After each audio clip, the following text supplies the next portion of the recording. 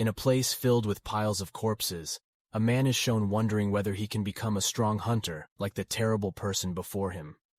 Meanwhile, a few hours earlier in the guild hall, there were many hunters gathered discussing that recently, the guilds cleared a lot of mid-level dungeons that even some hunters couldn't take care of. One of them was named Zheng Ran, and he was seen silent in front of the notice board, while the other hunters mocked him because he was a lousy healer, and none of the guilds wanted to accept him in their group. Besides that, they also stayed away from him, so as not to catch his bad disease and become trash like him. Not long after that, suddenly his friend came and greeted him. Zheng Ran also congratulated his friend on the promotion. Then his friend also invited Zheng Ran to enter and complete the dungeon together, an invitation that is very rare for someone who is considered trash like Zheng Ran. Even though at first Zheng Ran wanted to refuse because he was very weak and would only be a burden for them, in the end, Zheng Ran did too, because his friend insisted that if Zheng Ran did not join, then his hunter license would be revoked. Long story short, Zheng Ran and several other hunters entered the dungeon with a normal level and a capacity of 10 people. In the dungeon, 2 of Zheng Ran's friends took action, and Zheng Ran only supported him with his healing. They quickly managed to defeat all the monsters, until there was only one monster left, and his friend Zheng Ran managed to decapitate the normal dungeon boss and get the items a sword and a stone of high quality. Then his friend also gave a sword item to Zheng Ran, so that his strength would increase a little, and after that, they were about to leave but suddenly heard a voice, and it turned out to be a hidden dungeon boss. And that was what they were waiting for. Zheng Ran asked his friend if he had ever heard of hidden bosses in normal dungeons, and his friend said never. So how could they refuse an offer like this, as this was a golden opportunity to get better results? But it is said that the hidden boss is very strong, Zheng Ran continued. But suddenly a hunter came forward arrogantly. Only this normal dungeon hidden boss, are you all afraid? Let me kill him. The hunter also activated his skills and attacked the hidden boss, but unfortunately, he was immediately slaughtered and made all the hunters silent in fear at the sight of him. In that state, Zheng Ran's friend calmed the situation and then ordered one of the hunters to check the hidden boss's attributes. But what a surprise the hunter saw while saying, "We will all die." But again, his friend Zheng Ran calmed down the situation and planned something so they could all get out of this situation, because according to him, even though this boss is strong, he is not invincible. Moreover, they still have many people here. Then they all got ready to start a plan to defeat the boss together. They all attacked and suppressed the hidden boss, leaving half his health. But suddenly the boss released his madness skills and attacked several hunters. Zheng Ran's girlfriend also explained about this crazy skill. This skill is a special skill for bosses. This skill is active when their blood drops to a certain limit, and the boss's attributes will increase very high. Zheng Ran also said, "What can we do now? Are we going to die here?" But Zheng Ran's other friend says, "There's still a chance as long as he can gather strength and attack with full force." "Will it work?" Zheng Ran asked again. "We don't know if we haven't tried it," he said firmly. Zheng Ran's 2 friends also prepared to fight the boss. The boss also attacks but can be avoided. Zheng Ran's female friend also attacked with her skills, Red Lotus Fire, and then continued with Zheng Ran's male friend with a very strong sword slash. "Did the attack just now work?" The other hunters cheered. They thought they had defeated the hidden boss. But it turned out that the boss had not lost and attacked the hunters fiercely. All the hunters were slaughtered by the hidden boss and left Zheng Ran alone, who was affected by a mental breakdown. Thought Zheng Ran. The hidden boss made himself the last to be slaughtered due to his being so weak. Even the boss looked down on him. Then Zheng Ran remembered people's insults about him. Zheng Ran also said, "I'm not a loser," while remembering his 2 friends who always support him. Zheng Ran also took a sword and prepared to fight. "I'm fighting for my own life. I'm going to die, but at least I don't die like a loser," he said. Zheng Ran also attacked, and instead was attacked by a hidden boss, making Zheng Ran's body split open. Before Zheng Ran lost consciousness and died, he thrust his sword into the heart of the hidden boss. Zheng Ran also said, "I have avenged you all, so you can all rest in peace." Now even the boss of the hidden dungeon is dead. After that, suddenly Zheng Ran entered a room and found that he was not dead. Then a notification appeared congratulating Zhang Ran on the achievement of Zhang Ran in the last High Priest mission, and Zhang Ran completed all of his achievement conditions. That way, Zhang Ran gets a prize in the form of the Blade of Evolution with weak basic attack power, no attribute, and a career healer, but has special effects in the form of attributes and abilities that will be improved based on the item. A few weeks later, after the hidden dungeon boss incident, Zhang Ran had nightmares about normal dungeons with hidden bosses. Zhang Ran woke up from his sleep at the same time, from a long nightmare that had been haunting him for some time now. Zhang Ran also thought about the incident in the dungeon with his friends, and only he survived that incident. The guild didn't follow up on the matter either, but people spread rumors quickly about Zhang Ran being a cursed healing hunter. He doesn't deserve a team, he deserves his own. That's how the rumors went around. Then Zhang Ran opened the fridge looking for food, but only water was left. Therefore he intended to go out wearing the only jacket so that people wouldn't recognize him. When he arrived at the convenience store, people were talking about him, but he didn't care about it, and those people didn't recognize him either. After that, Zhang Ran bought some food and was willing to pay, but the balance in his ATM was not enough to pay for all the food. Only a piece of bread that Zhang Ran could buy. Then Zhang Ran came out of the convenience store while thinking about how unfortunate his fate was. After thinking for a long time, he finally found a way so he could not survive, namely by exploring the dungeons of beginners even though the fee was small. Long story short, he entered the dungeon for beginners. From a distance, two people were observing. Zhang Ran suddenly got a notification after Zhang Ran entered the beginner's dungeon. Zhang Ran also wondered, what is the evolution mode? As he watched the red mist that appeared suddenly, his evolution sword responded, and the notification reappeared. Beginner's mission of getting rid of 100 earth elementals. After the red mist dissipated, an earth elemental monster appeared. Since when was an earth elemental this big? Zhang Ran said. Zhang Ran also observed and got ready to try his strength.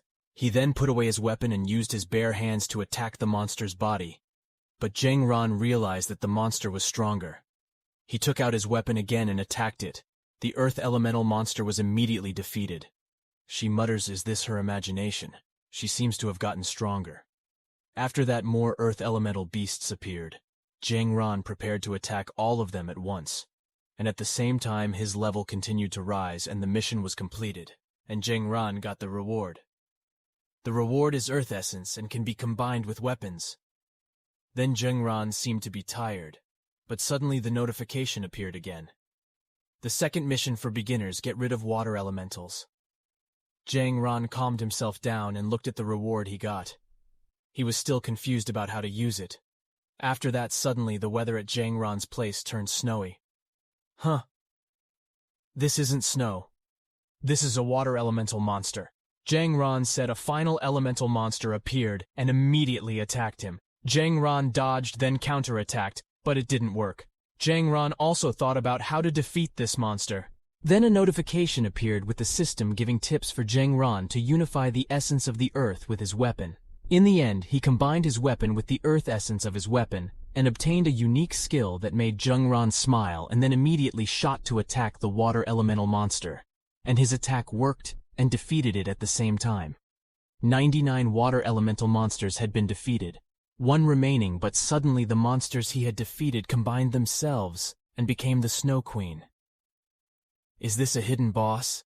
My luck is too good, Zhang Ran said. Zhang Ran was getting ready to use his healing skill and started attacking the Snow Queen. But for some reason, her attack had no effect, and the Snow Queen countered using her strongest skill.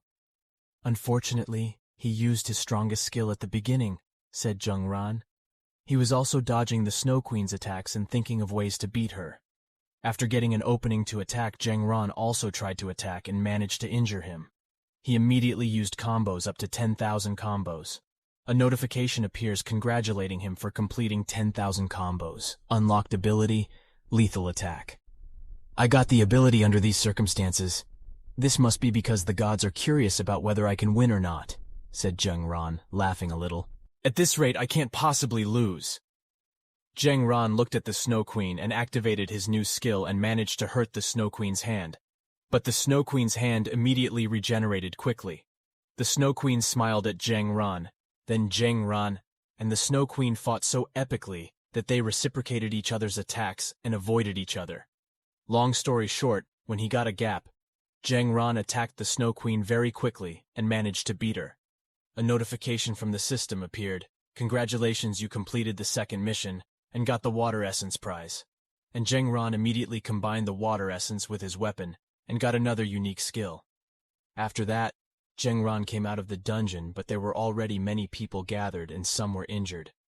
And they said, "Should be in this beginner's dungeon, the level is the lowest. Why does anyone get hurt? Anyone, please." Zheng Ran saw that and just uttered, "What happened?" Then Zheng Ran asked a female hunter about what happened. The hunter girl also explained. The point is that their team entered the novice dungeon to practice their skills a few hours ago, but for some reason, the monsters that were usually weak became very strong for her, and they were forcibly ejected because of the time limit. Hearing that, Zheng Ran concluded that a few hours ago it was when he entered the dungeon. Did my arrival affect other players in exploring the dungeon? If that's the case, I should be more careful, thought Zheng Ran. Suddenly a group of people appeared, and it turned out to be Huang Tu's guild, which was said to be the biggest in the city, and was assigned to take care of the incident in the rookie dungeon. Because it was none of his business, Zheng Ran wanted to go, but suddenly he was greeted by a girl he knew. He even mocked Zheng Ran, but Zheng Ran ignored him. But after the girl mocked her friend, Zheng Ran immediately attacked her. "Take back your words, otherwise I will kill you," Zheng Ran said, but someone came to intervene. "Young people, don't be happy yet. In this beginner's area, all kinds of fights are prohibited here. If you dare to attack, I will not stay silent," he said, and it turned out to be guild manager Huang Tu. Seeing that, Zheng Ran realized and had better leave, but was stopped by the manager from Huang Tu. "We can't do the fight here, but anywhere else we can do it," he said. "That's right, we can do it in the arena," said the woman who mocked Zheng Ran. "Do you dare to do it?" he asked. "I will come to the arena," Zheng Ran replied. The Hunter League Arena is a place where hunters can freely do battle with other players. Many hunters who come to improve their skills there. There are two ways to fight in the arena. First is a friendly battle which has a time limit, and the second is a fight to the death which will stop when one side is destroyed. After that, Zheng Ran arrived at the arena, where many hunters were fighting. The girl mocked Zheng Ran again. "Are you scared? If you bow down to me now, I will forgive you," he said. "No need," Zheng Ran replied. Then the manager who takes care of the place comes asking what fight you want.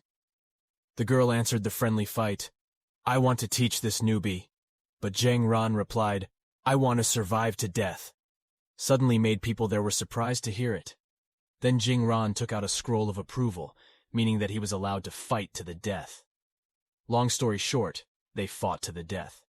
In the crowd of spectators, someone is watching, and he is being called by his boss. Even though it's a fight to the death, but he's only a weak hunter. After his boss told him to do something, he started live streaming and said his name was Tang Xiaobai. Back to the fight, the girl immediately attacked Zheng Ran with her assassin skill, but Zheng Ran casually dodged it. Then the assassin girl used her innate skill, Red Mist, but Zheng Ran using her skill could easily dispel the red mist. The girl wanted to attack again, but this time Zheng Ran cut her straight down, making the girl bleed. "I was just passing by, but you showed your killing intent, let alone insulted me," Zheng Ran said. A notification also appeared, Zheng Ran getting a new skill again. The assassin girl also lost, and suddenly made the audience stunned, especially the girl's friend. Zheng Ran also won the fight. Besides that, Xiaobai, who was live broadcasting, was also surprised. "Is it true that he is just a healing hunter? Now your life is in my hands. Quickly say you are someone who is shameless, or do you want to die here?" Zheng Ran said. The assassin girl then said, "I was wrong, I am shameless," suddenly making her friend the girl angry, embarrassing the name of the guild because of the assassin girl's confession on the live broadcast. Elsewhere, some people were talking about Zheng Ran. Long story short, Zheng Ran became famous, especially among hunter healers. Then Zheng Ran came out of the arena, accompanied by the pouring rain. "Maybe the Huang Guild will let me, but I won't regret this decision of mine," Zheng Ran thought as he left. Meanwhile, at Huang Tu's guild, the assassin girl is being tortured for bringing shame to the guild's name. The boss of the guild continues to torture him, and suddenly someone wearing a hat says, "What if he just sells it to me?" Hearing that, the assassin girl's friend got angry and attacked her, but casually the man in the hat attacked her back and left her hand badly injured. Then the guild boss apologized to the man in the hat, who turned out to be Mr. Trader. The guild boss handed over the assassin girl to Mr. Trader. "The money will arrive in 3 days," said Mr. Trader, and he went to bring the assassin girl, who turned out to be Liu Mei Li. Why is he targeting the guild boss's house?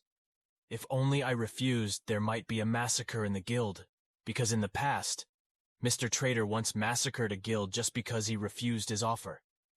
I've lost so many members. I won't let that hunter-healer, continued guild boss Huang Tu. Meanwhile, at Mr. Trader's place, he was doing something to Liu Mei Li. Meanwhile, elsewhere, in his place, Zheng Ran, who was cutting his hair, promised that he would not be someone who was called weak anymore. A few days later, in the lobby of the General of the Hunter Association, Zheng Ran was also looking for an awakening stone, which was very expensive because only with an awakening stone could he awaken his innate strength. It seems I have to go to the troll mine, but I have to be at a party so I can get the awakening stone, said Zheng Ran. Suddenly, someone called his name and immediately asked him to party, and he was Xiao Bai. Xiao Bai also introduced himself to Zheng Ran, but Zheng Ran protested to him because of the live broadcast, which made him an instant celebrity.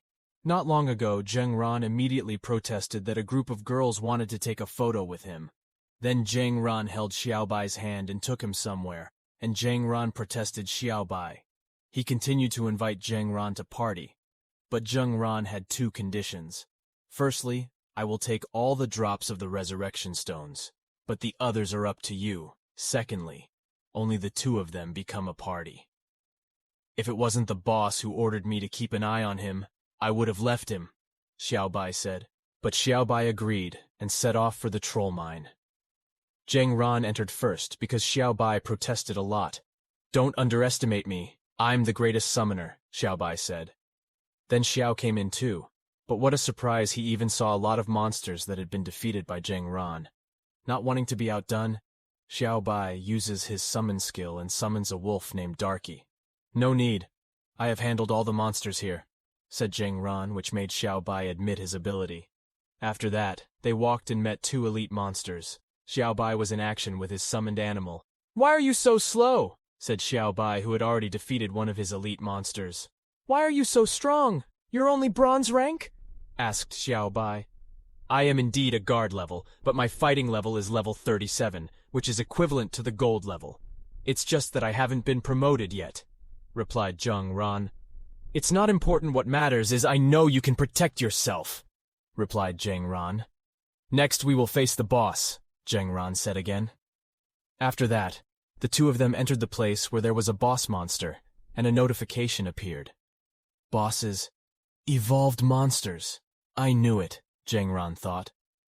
A boss of this size shouldn't exist at this level, Xiao Bai said, ordering his summoned animals to attack, and succeeded in making the boss monster fall. How? You don't have to do anything. Is there anything you'd like to ask? Asked Xiao Bai. You think this is over? You are too naive, replied Zheng Ran. The boss monster rose again, making Xiao Bai surprised. As expected, I now officially welcome you into my dungeon, Zheng Ran said with a smile.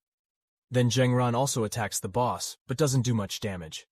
Xiao Bai also acknowledged Zheng Ran's abilities, but according to him, Zheng Ran was inexperienced in fighting monster bosses like this.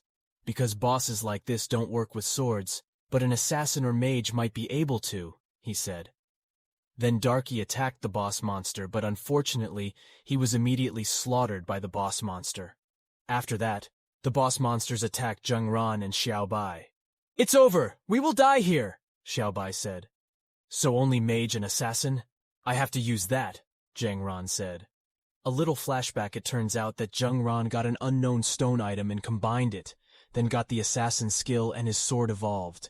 Then back to the fight. Zheng Ran also managed to fend off the boss monster's attack. Are you okay, a healer? How is it possible for you to have 2 job classes? Xiao Bai asked back. It's not important. I have to take care of this boss monster first. Zheng Ran replied. Then Zheng Ran attacked the boss quickly, speeding towards each other, and in the end, the monster boss was defeated with an assassin skill, and a notification appeared. Xiaobai was surprised that Zheng Ran could beat the boss monster. Two types of ability jobs are comparable to gold grades. I didn't even see him use his healing skills, Xiaobai said. Then Zheng Ran approached him. According to the agreement, Zheng Ran took the awakening stone while healing the injured Xiaobai. Thank you, said Xiaobai. Then Zheng Ran asked her what her real purpose was. He approached her. Xiaobai said his goal. My goal is simple. I'm a member of the Clover Guild.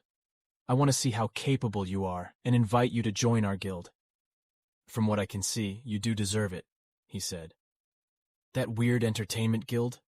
Asked Zheng Ran. We're not like that. It's just a means to keep the guild going, replied Xiaobai. Then Xiaobai also told the incident about the Clover Guild regarding the siege 2 years ago. At that time, the Clover Guild was the top guild leader even at alpha level. But at that time, a very strong plant monster boss appeared, making all the hunters in Clover Guild defeated, and only the guild leader survived. For that reason, our leader is looking for a hunter who is worthy of being a leader for our glory again. At least he can reach the alpha level, Xiaobai said. It is known that there are only 9 alpha-level hunters in the district, and our leader saw potential in you, and as long as I was in a party with you, I agreed, as did our leader. Even though you are not a member of the alpha level, but I believe you will develop into a king-level hunter, Xiaobai said again. Then Zheng Ran replied, Xiaobai, I appreciate your guild's high regard for me, but I'm afraid you'll find the wrong person. I'm not an alpha-level person. I'm just someone who brings bad luck, Zheng Ran said, while imagining his friends who died. Then he walked away. You idiot! I will make you join my Clover Guild, Xiaobai shouted.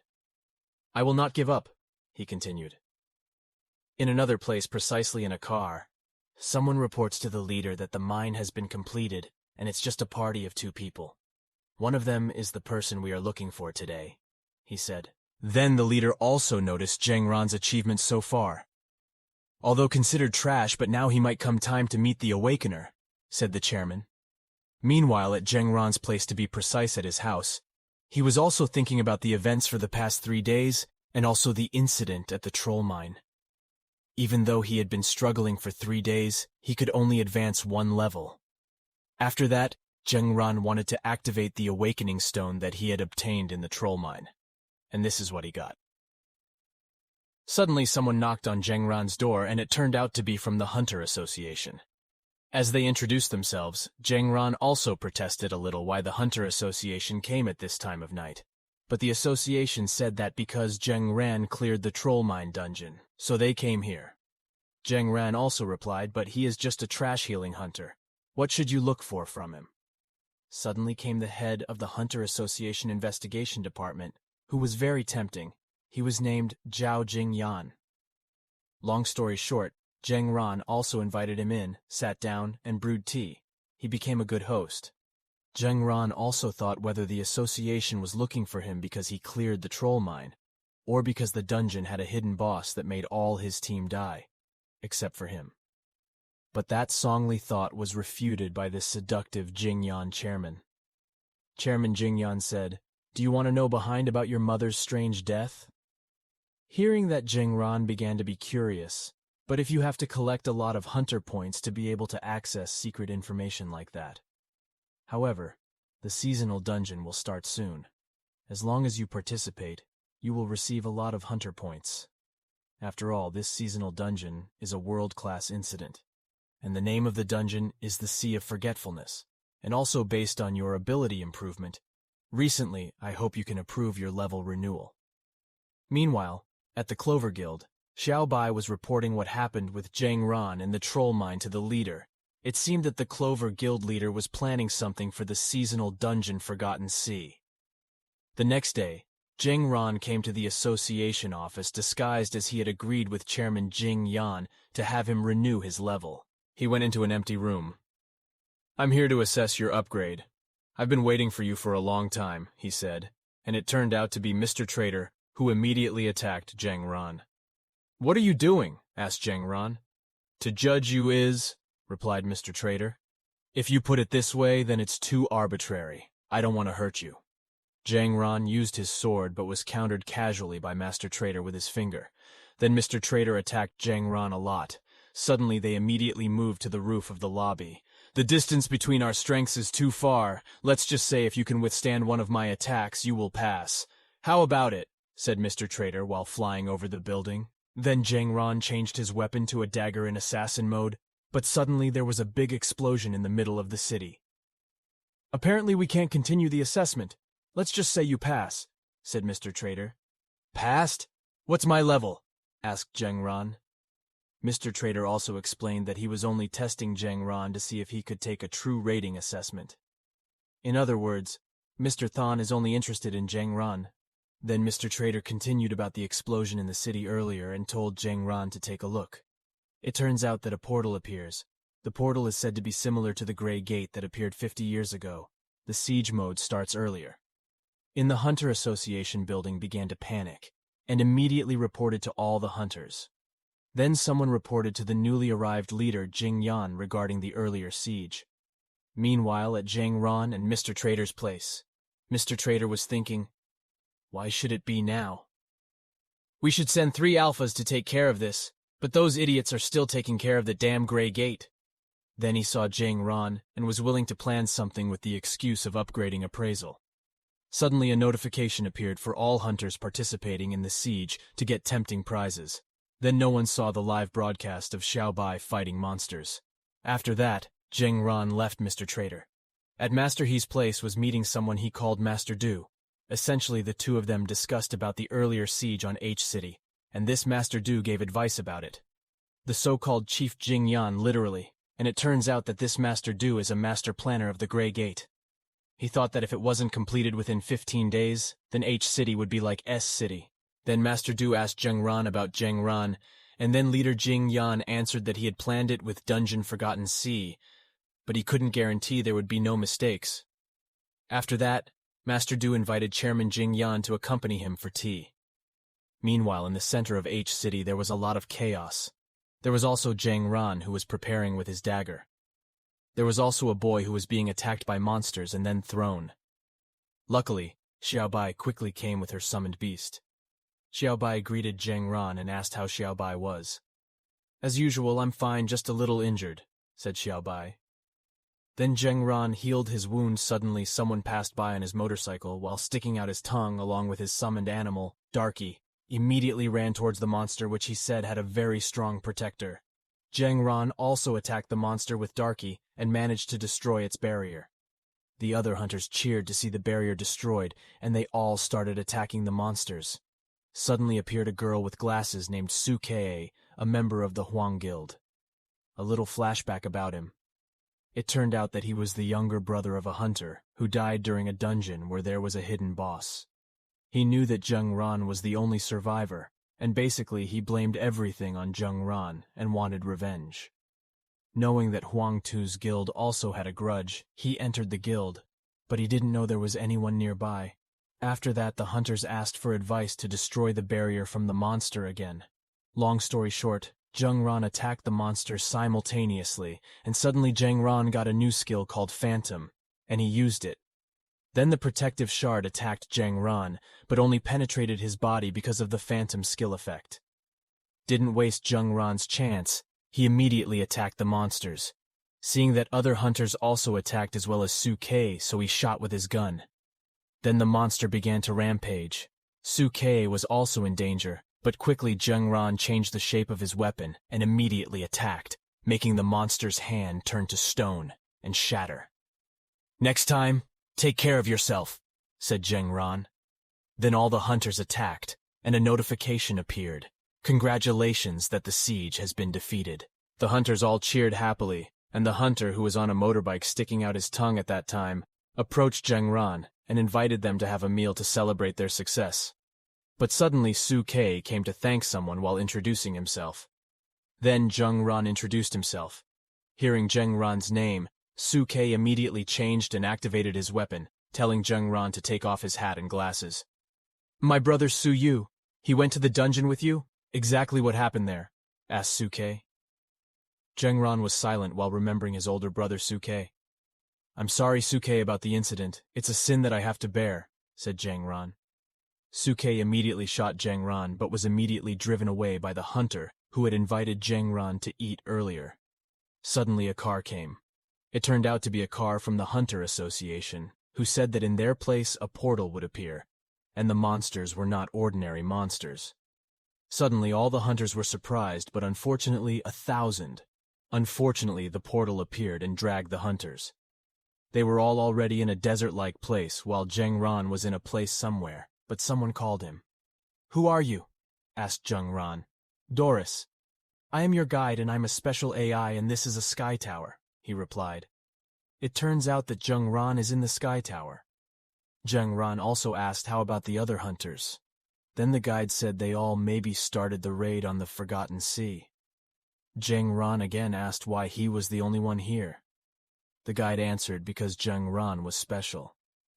Zhengran, who heard that, just relaxed. Doris continued saying that she knew everything about Zhengran, especially about Zhengran, who wanted to know about his mother's death. Zhengran also asked again why he was brought to this place. Doris also answered that because you are an awakened who is superior to other hunters, but because of feelings of hatred, regret, and fury, even if you wanted to go to the Forgotten Sea, you will become the next god of death. It will be bad if you don't find your own way. Since we are here then, I will start for you Sky Tower Evolution Mode, said Doris. Meanwhile, at the hunter's place, Xiaobai seemed to be very worried and was looking for Zhengran. Then the Hunter Association officer, who was also dragged into the Forgotten Sea, explained that soon there would be the first batch of boss monsters and ordered all hunters to gather as well as get ready. Not long after that, a monster guarding the door of the Sea of Sand appeared, and a hunter started attacking him. But the monster immediately retaliated with his fire skills. Then moved to Zhengran's place, who turned out to have entered the 9th floor of the Sky Tower, and he began to enter the 10th floor. There he was awaited by the boss. Finally, someone also started this mode. The boss could speak human language, making Zhengran confused. The two of them argued a bit. After that, the boss monster attacked, but Zhengran activated his phantom skill and was immediately behind him. Zhengran immediately counterattacked him, but this boss turned out to be a fire elemental and a monster type only with his fire elemental sword Qi. Meanwhile, at Clover's guild place, it looks like the guild leader is about to start his plan. Likewise with the Huang Tu guild, which also started its movement. Back to Zhengran's battle, who managed to avoid the boss's attack. Because Zhengran didn't want to waste any more time, he activated his healing skill and combined it with his attack skill. Zhengran also managed to destroy the boss monster's sword. If I'm not mistaken, if your sword is destroyed, then you are nothing, said Zhengran, which made the boss experience a mental breakdown.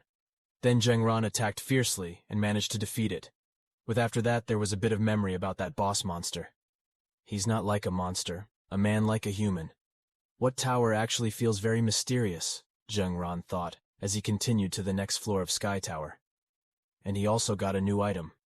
Then where the hunters were, some of them were hit by the doorman's curse skill.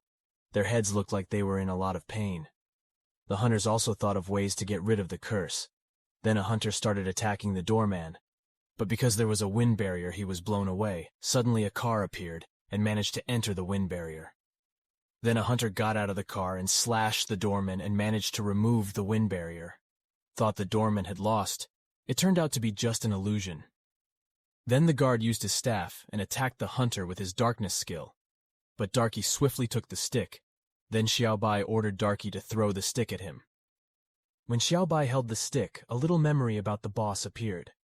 Xiaobai also understands how to defeat the boss guarding the door. Xiaobai also cast a magic spell with the wand and managed to defeat the boss guarding the door. A notification appeared stating that the first Forgotten Sea boss had been defeated. The hunters who were affected by the curse regained their senses. I didn't expect that I got a new weapon. This dungeon had been fun, thought Xiaobai. Long story short, the hunters will also get ready to go to the golden light in the pyramid. Then move to where Zhengran, a notification appears. Congratulations, you have reached the 50th floor and got a gift. In short, every 10 floors there will be a boss, and before the boss there is a gift, or healing options. Then before facing the boss monster, Zhengran also chose the reward, and he chose the mana upgrade. Long story short, Zhang Ran also faced a monster boss. The boss also has a very strong aura. Is this 50th floor the limit? I thought Zhang Ran. Then the boss monster attacked him. This Zhang Ran was also slashed and lay on the ground bleeding. The boss started to brag about his abilities. Hearing his arrogance, Zhang Ran got up. Hearing your arrogant slurs made me sick, said Zhang Ran. And then I'll make you feel better dead than alive, said the boss monster. He also took out his strongest skill while saying that giving up now was too late, he said again. It seems you have underestimated me, Zhang Ran said. Then Zhang Ran also used his phantom skill to make the boss monster's attack just penetrate him. Suddenly someone was behind him and started to attack him but was easily parried. Then they attack each other. The boss monster also managed to injure Zhang Ran. Then he used his magic eye to make Zhang Ran unable to use his skills, but he didn't give up and he immediately lunged. Then we will die together, said Zhang Ran. There was a clash of attacks. Just admit your defeat. From what I know you can rise again while I only live once, said Zhang Ran. Even here we know that formerly the boss of monsters on the floor of the Sky Tower was a hunter too. But for whatever reason their memories seem to be removed and ordered to guard every place on the floor of the tower. A notification also appears. Congratulations, you have completed the 50th floor. This is very interesting because it keeps a lot of secrets. The more I go up, the more questions I have, Zhang Ran said again. Then Zhang Ran also wanted to leave the Sky Tower because according to him, he was not strong enough to finish until the 60th floor. After that, Zhang Ran left the Sky Tower. He was greeted by Doris the guide. He was amazed by Zhang Ran, who was able to reach the 50th floor. Zhang Ran immediately recovered, and Doris gave her gifts. After that, Zhang Ran also asked about Doris in the Sky Tower. Doris was just guiding things that just happened. This was just coincidence. But it really was something Doris's answer system had to do. But regarding this Sky Tower, I can only say that this dungeon exists only for one person, answered Doris again. Doris also said again that the prize had been calculated, then see you later. Doris will always be waiting for you. After Zhang Ran left the Sky Tower, it turned out that he was already at the Hunter Association, and it turned out that someone was waiting for him there. The man also introduced himself to Zhang Ran as Xi'an's vice guild leader named Sung Wu. Meanwhile, at the Hunter's place, they were all resting. Then the Hunter Association officer explained about the Dungeon Sea, which had several pyramids that they had to conquer. Then the chief of the tribe there came and wanted to explain, but his words were always cut off by the Hunter Association officer, making the chief annoyed. Long story short, because they had defeated a doorman boss and Xiaobai got his staff, Xiaobai also thought whether he is now a god, and the point is hunters can also participate in god battles. While Suke went alone to conquer the small pyramid, and the others also began to prepare themselves. After that, back to where Zhang Ran and the vice guild leader were, the two of them seemed to want to discuss something. The deputy chairman also invited Zhang Ran to lunch, in the place of one of the hunters named Yan Long, who used to fend off Suke's shot, who wanted to kill Zhang Ran. He was fighting the boss monster inside the pyramid. He also had trouble facing the boss monster. Meanwhile, Suke also entered the pyramid while remembering the incident with Zhang Ran, whom he hated so much. Suddenly he heard a voice then. Outside the place, the Hunter Association officer was asking the tribal chief about the boss monsters that were in each pyramid. The tribal chief also explained at length about this. Back to where Zhang Ran was eating with the vice chairman while chatting. At one point, Zhang Ran asked if the vice chairman knew about the resurrection. Suddenly, the deputy chairman was surprised. Resurrection? Don't tell me you've seen an upgraded dungeon? Asked the deputy chairman. Before Zhang Ran had time to answer, he returned to the other side to where the hunters were fighting the boss monsters in the pyramid. Hunter Xi'an also seemed to be losing and resigned to facing the boss monster. But suddenly Zhang Ran came out of nowhere and attacked the boss monster. Does this count as an after-image of the bullet you intercepted back then? Said Zhang Ran as he activated his healing skill. Then Xi'an asked Zhang Ran. Why he could be here, answered the deputy guild leader. Made a small plan with me and let me help you first. Long story short, the two of them faced a boss monster. The boss cast his skill and summoned his undead army. Zhang Ran activated his evolution sword, and the two of them started attacking the undead soldiers. Meanwhile, outside, reinforcements from the foresters had arrived. Over there is the Clover Guild and the Yanlong Guild. Suddenly came the Huang Tu Guild, who brought the 2 strong hunters he had hired turned out to be Wan Feng's first echelon, and Luo Wenhe suddenly surprised the hunters there a bit. Meanwhile, at Zheng Ran and Xian's place, the 2 of them were still fighting against the undead soldiers. Zheng Ran also asked Xian to buy time for 20 seconds. Then Zheng Ran took a look at the item he had obtained in the past and fused it with the Unification Evolution Sword.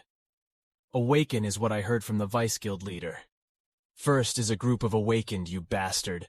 You know I always dreamed of becoming one of the first echelon. How dare you hide the fact that you are an awakened, said Xian.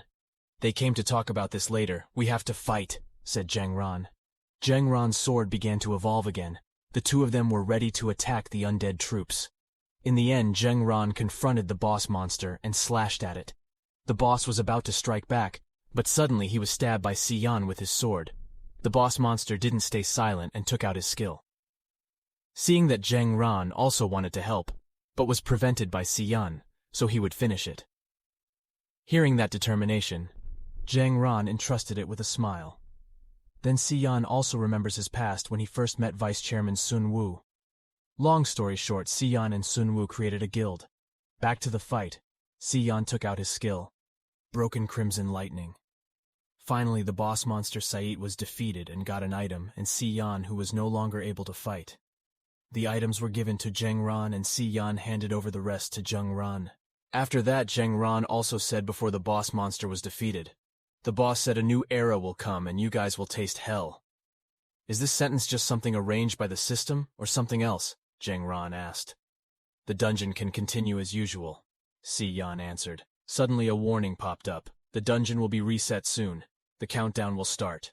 After the dungeon was reset and the countdown was over, Zheng Ran returned and approached the hunters there. Zheng Ran is also called Xiao Bai, who is said to be worried about him. Where they were also snowing, which was originally a desert. Suddenly guild leader Huang Tu greeted Zheng Ran and mocked him, then accused him in front of the hunters that Zheng Ran was the cause of the dungeon change this time while he was holding Zheng Ran's collar. It seems that the guild leader Huang Tu still doesn't accept Zheng Ran's actions that embarrassed his guild. Zheng Ran took out his weapon, but suddenly one of the first echelons explained that it was not Zheng Ran who had caused the change of dungeon this time. Since he too is an awakened, not feeling the opening of trial mode or anything fishy, I guarantee that on behalf of the first echelon. This situation is still unclear. I hope you two focus on what awaits us. After that, the Hunter Association officer asked about this incident to the chief of the tribe. The tribal chief replied, "This is a blessing, and they don't need your help anymore." Suddenly, the chief of the tribe changed form into a dragon and got ready to attack the hunters with his dragon breath.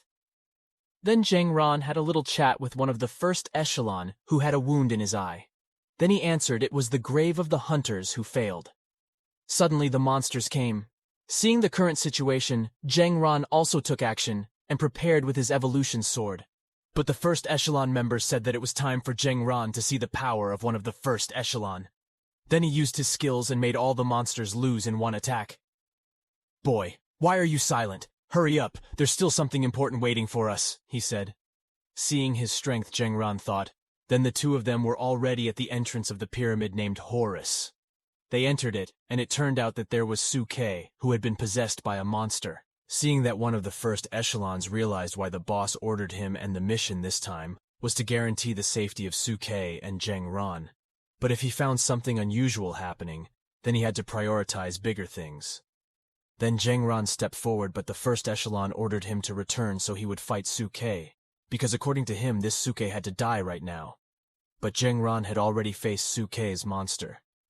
Seeing that the first echelon was worried that Zheng Ran might also be consumed by hatred. Monster Suk also attacked Zheng Ran using like a tentacle, but Zheng Ran also used his phantom skill while saying, "Suke, I know you hate me. I intend to apologize and take responsibility for everything that happened, but I didn't expect my apology to be accepted by the current you." Hearing that monster, Suke cried and his speed slightly decreased. Not wasting the opportunity, the first echelon used his skills to attack the monster Suke, causing him to be thrown and crashed on the wall. "Is he dead?" asked Zheng Ran. "No, I'm afraid it's not as simple as it looks, he replied. It seemed that it was true. Suddenly in Sukei's body came out the creature that had possessed him, and it turned out to be the boss of the dungeon Horus. He immediately used his skills, so that Zhengran was hit by the Horus's mind prison skill called Divine Dream. The first echelon didn't stay silent and started attacking Horus. He also used his sword and stuck it. Then he closed his eyes and imagined the events he had experienced to become an awakened. Suddenly, Horus attacked Zhengran with his tentacles, but quickly the first echelon protected him. Luo Wen He of the first echelon started attacking Horus. Horus also said that if he defeated him, Zhengran would remain in his illusion Divine Dream. Hearing that Luo Wen He entrusted this state of affairs to Zhengran. Meanwhile, in Horus's illusion, Horus says that Luo the first echelon is in his illusion and is struggling, but Zhengran also realizes that he is in Horus's illusion. Horus attacked with his tentacles, but Zhengran activated his phantom skill, then counterattacked Horus. I was curious. What would happen if I killed you in this illusion? But before that, I asked what happened to Sukei, said Zhengran. Horus laughed and answered Zhengran's question. He said that Sukei was also in his illusion, but his mind had completely merged with his. Sukei, he is already a power of the underworld, Horus said. Back to 2 hours ago, there it was shown that Sukei was already in his Horus illusion. Sukei also saw his brother fighting a hidden dungeon boss and managed to beat him, and also get a lot of rare items. Sukei hugged his brother while crying. After that, suddenly Zhengran came and killed his brother. Long story short, Sukei realized that it was not Zhengran but Horus's doing. Sukei also began to analyze with his abilities. Then he activated his Utopia skill and managed to defeat Horus. Then Horus's fragment was taken by Sukei, but unexpectedly, it was just a trick of Horus. Horus also managed to control his mind Sukei. Then back to where Zhengran and Horus were. There they both argued. Then in short, Zhengran realized that he had lost a lot, and also gained new colleagues. And he also realized that he had gained power, and what that power was used for, to protect valuable people. Suddenly, something happened in the Horus illusion. Sukei appeared. Seeing that Zhengran said, "Hold on, I will save you," but Sukei has reached his limit. Now I understand everything. I am here to say the right light in living life. I hope you can understand that this is not your fault. I am the one who should apologize. There was something I wanted to ask for help. I defeated Horus, and I will give you an answer after this is over. I have forgiven you, said Sukei with a smile. Seeing that Horus also mocked Sukei for wasting his remaining strength just to say that, but Zhengran, who was calm and didn't stay silent, said he really hated Horus. Zhengran immediately slaughtered Horus, then returned to the first echelon, who saw Horus had disappeared and was called and asked about the situation there. Meanwhile, the hunters and the guild leaders, respectively, had also finished defeating the monsters, and the gate of the final dungeon boss had opened, the Lord Anubis. The guild master summoned Wan Feng, who was one of the first echelon to help clear the last dungeon. But it seemed that Wan Feng was planning something sneaky. Then returned to Zhengran's place, where Zhengran got a secret gift that had defeated Horus. The reward was the title of God Eater, and also getting enhancement accessories. And then he also got the Horus fragment and Sukei memory fragment, because Zhengran remembered Sukei's words that he would give an answer after this was over. Zhengran also took Sukei's memory fragments. Sukei's memories immediately flooded Zhengran's head. Will Zhengran finally know the truth about this world? Previously, after Songgran got a fragment of pigment about Sukei's memory, the story began about Sukei's childhood, who had been abandoned by his parents, and he only lived with his older brother. While at school, he was bullied by his friends. Long story short, Sukei decided to drop out of school and focus on research. But in the end, Sukei could not do much to change the world and help others. He also felt disappointed in the world, especially in the Hunter Association. Then, after hearing that his older brother died, he lost the people who always supported him, making him lose the meaning of life. Sukei also blamed Zhengran, who was the only one still alive, and he really hated Zhengran at that time. After that, Sukei also explained about the Prometheus project, which he said was a fraud, and why he had the ability or something like that because of the monster factor gene. Those crazy people injected it into Sukei and made him look like a person, but extraordinary. They all claimed that their goal was to turn ordinary people into a hunter, but the real goal was the human race. Before he could finish his words, a notification appeared. Trial mode was activated. A boss monster appeared in front of Zheng Ran. In another place, the hunters were also experiencing a panic. Many hunters died, and it turned out to be Wan Feng's doing. He killed the hunters, but after that the notification also appeared the resurrection trial mode. Wan Feng also thought that this was Luo's doing. He also wanted to reset again but couldn't. He assumed that this was Zheng Ran's doing. On the way he also met Luo. It seemed that there would be a fight between the awakened hunters, but unfortunately the setting moved to Zheng Ran's place, who was dealing with a boss monster. Zheng Ran also took out his sword and prepared to attack while remembering his past. "Now I fight for the rights of the weak," said Zheng Ran while swinging his sword. Suddenly the boss laughed and said, "So this I am Ra, the original god of this sea of sand, and I am the hidden boss in this dungeon. But I am not your enemy," said the boss while giving something to Zheng Ran. It turned out to be a legendary fragment. Then back to the Wan Feng versus Luo fight, the two of them attacked each other. In the end, Zheng Ran came to stop the fight. Seeing Zheng Ran, Wan Feng immediately attacked him, but was stopped by Luo with his seal. Then Luo ordered Sauron to defeat Anubis and finish the dungeon Forgotten Sea. According to him, "Zheng Ran is our only hope," Luo said. Hearing that, Wan Feng immediately attacked quickly and slashed at it, causing Luo's hand to be severed. Zheng Ran looked back, but he still entered the dungeon that had been entrusted to him by Luo. Meanwhile, in the dungeon, it seems the hunters are overwhelmed by Anubis' boss. Guild leader Huang Tu saw someone enter the dungeon, and apparently it was Zheng Ran. Not wasting the opportunity, guild leader Huang Tu ordered his troops to retreat. Then he planned something very cunning to trap Zheng Ran. Long story short, he ordered his troops to attack so that boss Anubis' anger would be directed at Zheng Ran. But this Zheng Ran still remained calm and relaxed, because Zheng Ran was used to dealing with problems like this. Then Zheng Ran attacked the Anubis boss. They both attacked each other, and made the whole pyramid shake. Zheng Ran also used his secret phantom. After that he attacked again, and managed to attack boss Anubis' weak point, and made him fall. But it wasn't that easy for boss Anubis to get up and attack Zheng Ran again, making the fight between the two of them very exciting. Not only that, boss Anubis reactivated his flying skills. Seeing that, Zheng Ran said he wanted to have another air battle. "Then I'll beat you up until you return to your original form." Move to where Luo versus Wan Feng.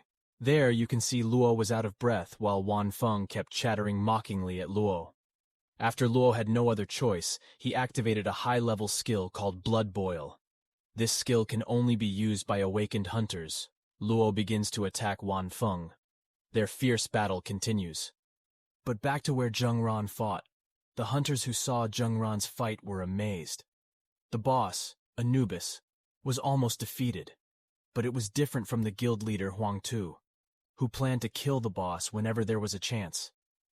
After that, the guild leader barged in and wanted to finish off boss Anubis. After that, the light appeared and entered the pyramid. Then a notification appeared that the final stage of Anubis' change was activated. Seeing that the hunters ran to save their lives, but it was different with Zheng Ran. Zheng Ran also activated a skill given by God Ra before. A little flashback. God Ra also entrusted Zheng Ran to end this fight, because Zheng Ran had strengthened his hunter path. Before the God Ra disappeared, he introduced his real name, Mercury. The skill was activated. Seeing Zheng Ran's new power, the boss Anubis realized that it was the power of the god of the old world. Then he attacked Zheng Ran, but Zheng Ran dodged it quickly and counterattacked with his new power. After that was shown, all the hunters were surprised to see the notification that appeared. Zheng Ran finally succeeded in completing the dungeon Forgotten Sea. Because Zheng Ran single-handedly defeated the boss of Anubis, the prizes were all for Zheng Ran. Before Zheng Ran's consciousness faded due to the effect of the skill, he allocated all of his XP to his evolution sword and leveled up. After that, all the ghosts came out of Dungeon Sea. Likewise, Zheng Ran also called Xiaobai to give this refreshing core to, said Zheng Ran, who fainted on Xiaobai's lap before he even finished his words. And it is still a mystery to whom this core was given. At the same time, Wan Feng ran away from the scene. and became a world-class criminal. Meanwhile, because the Hunter Association had obtained the core of the ceiling, they also gathered the remaining hunters to clear the dungeon, but it turned out that among the hunters, there were other traitors and ended in failure.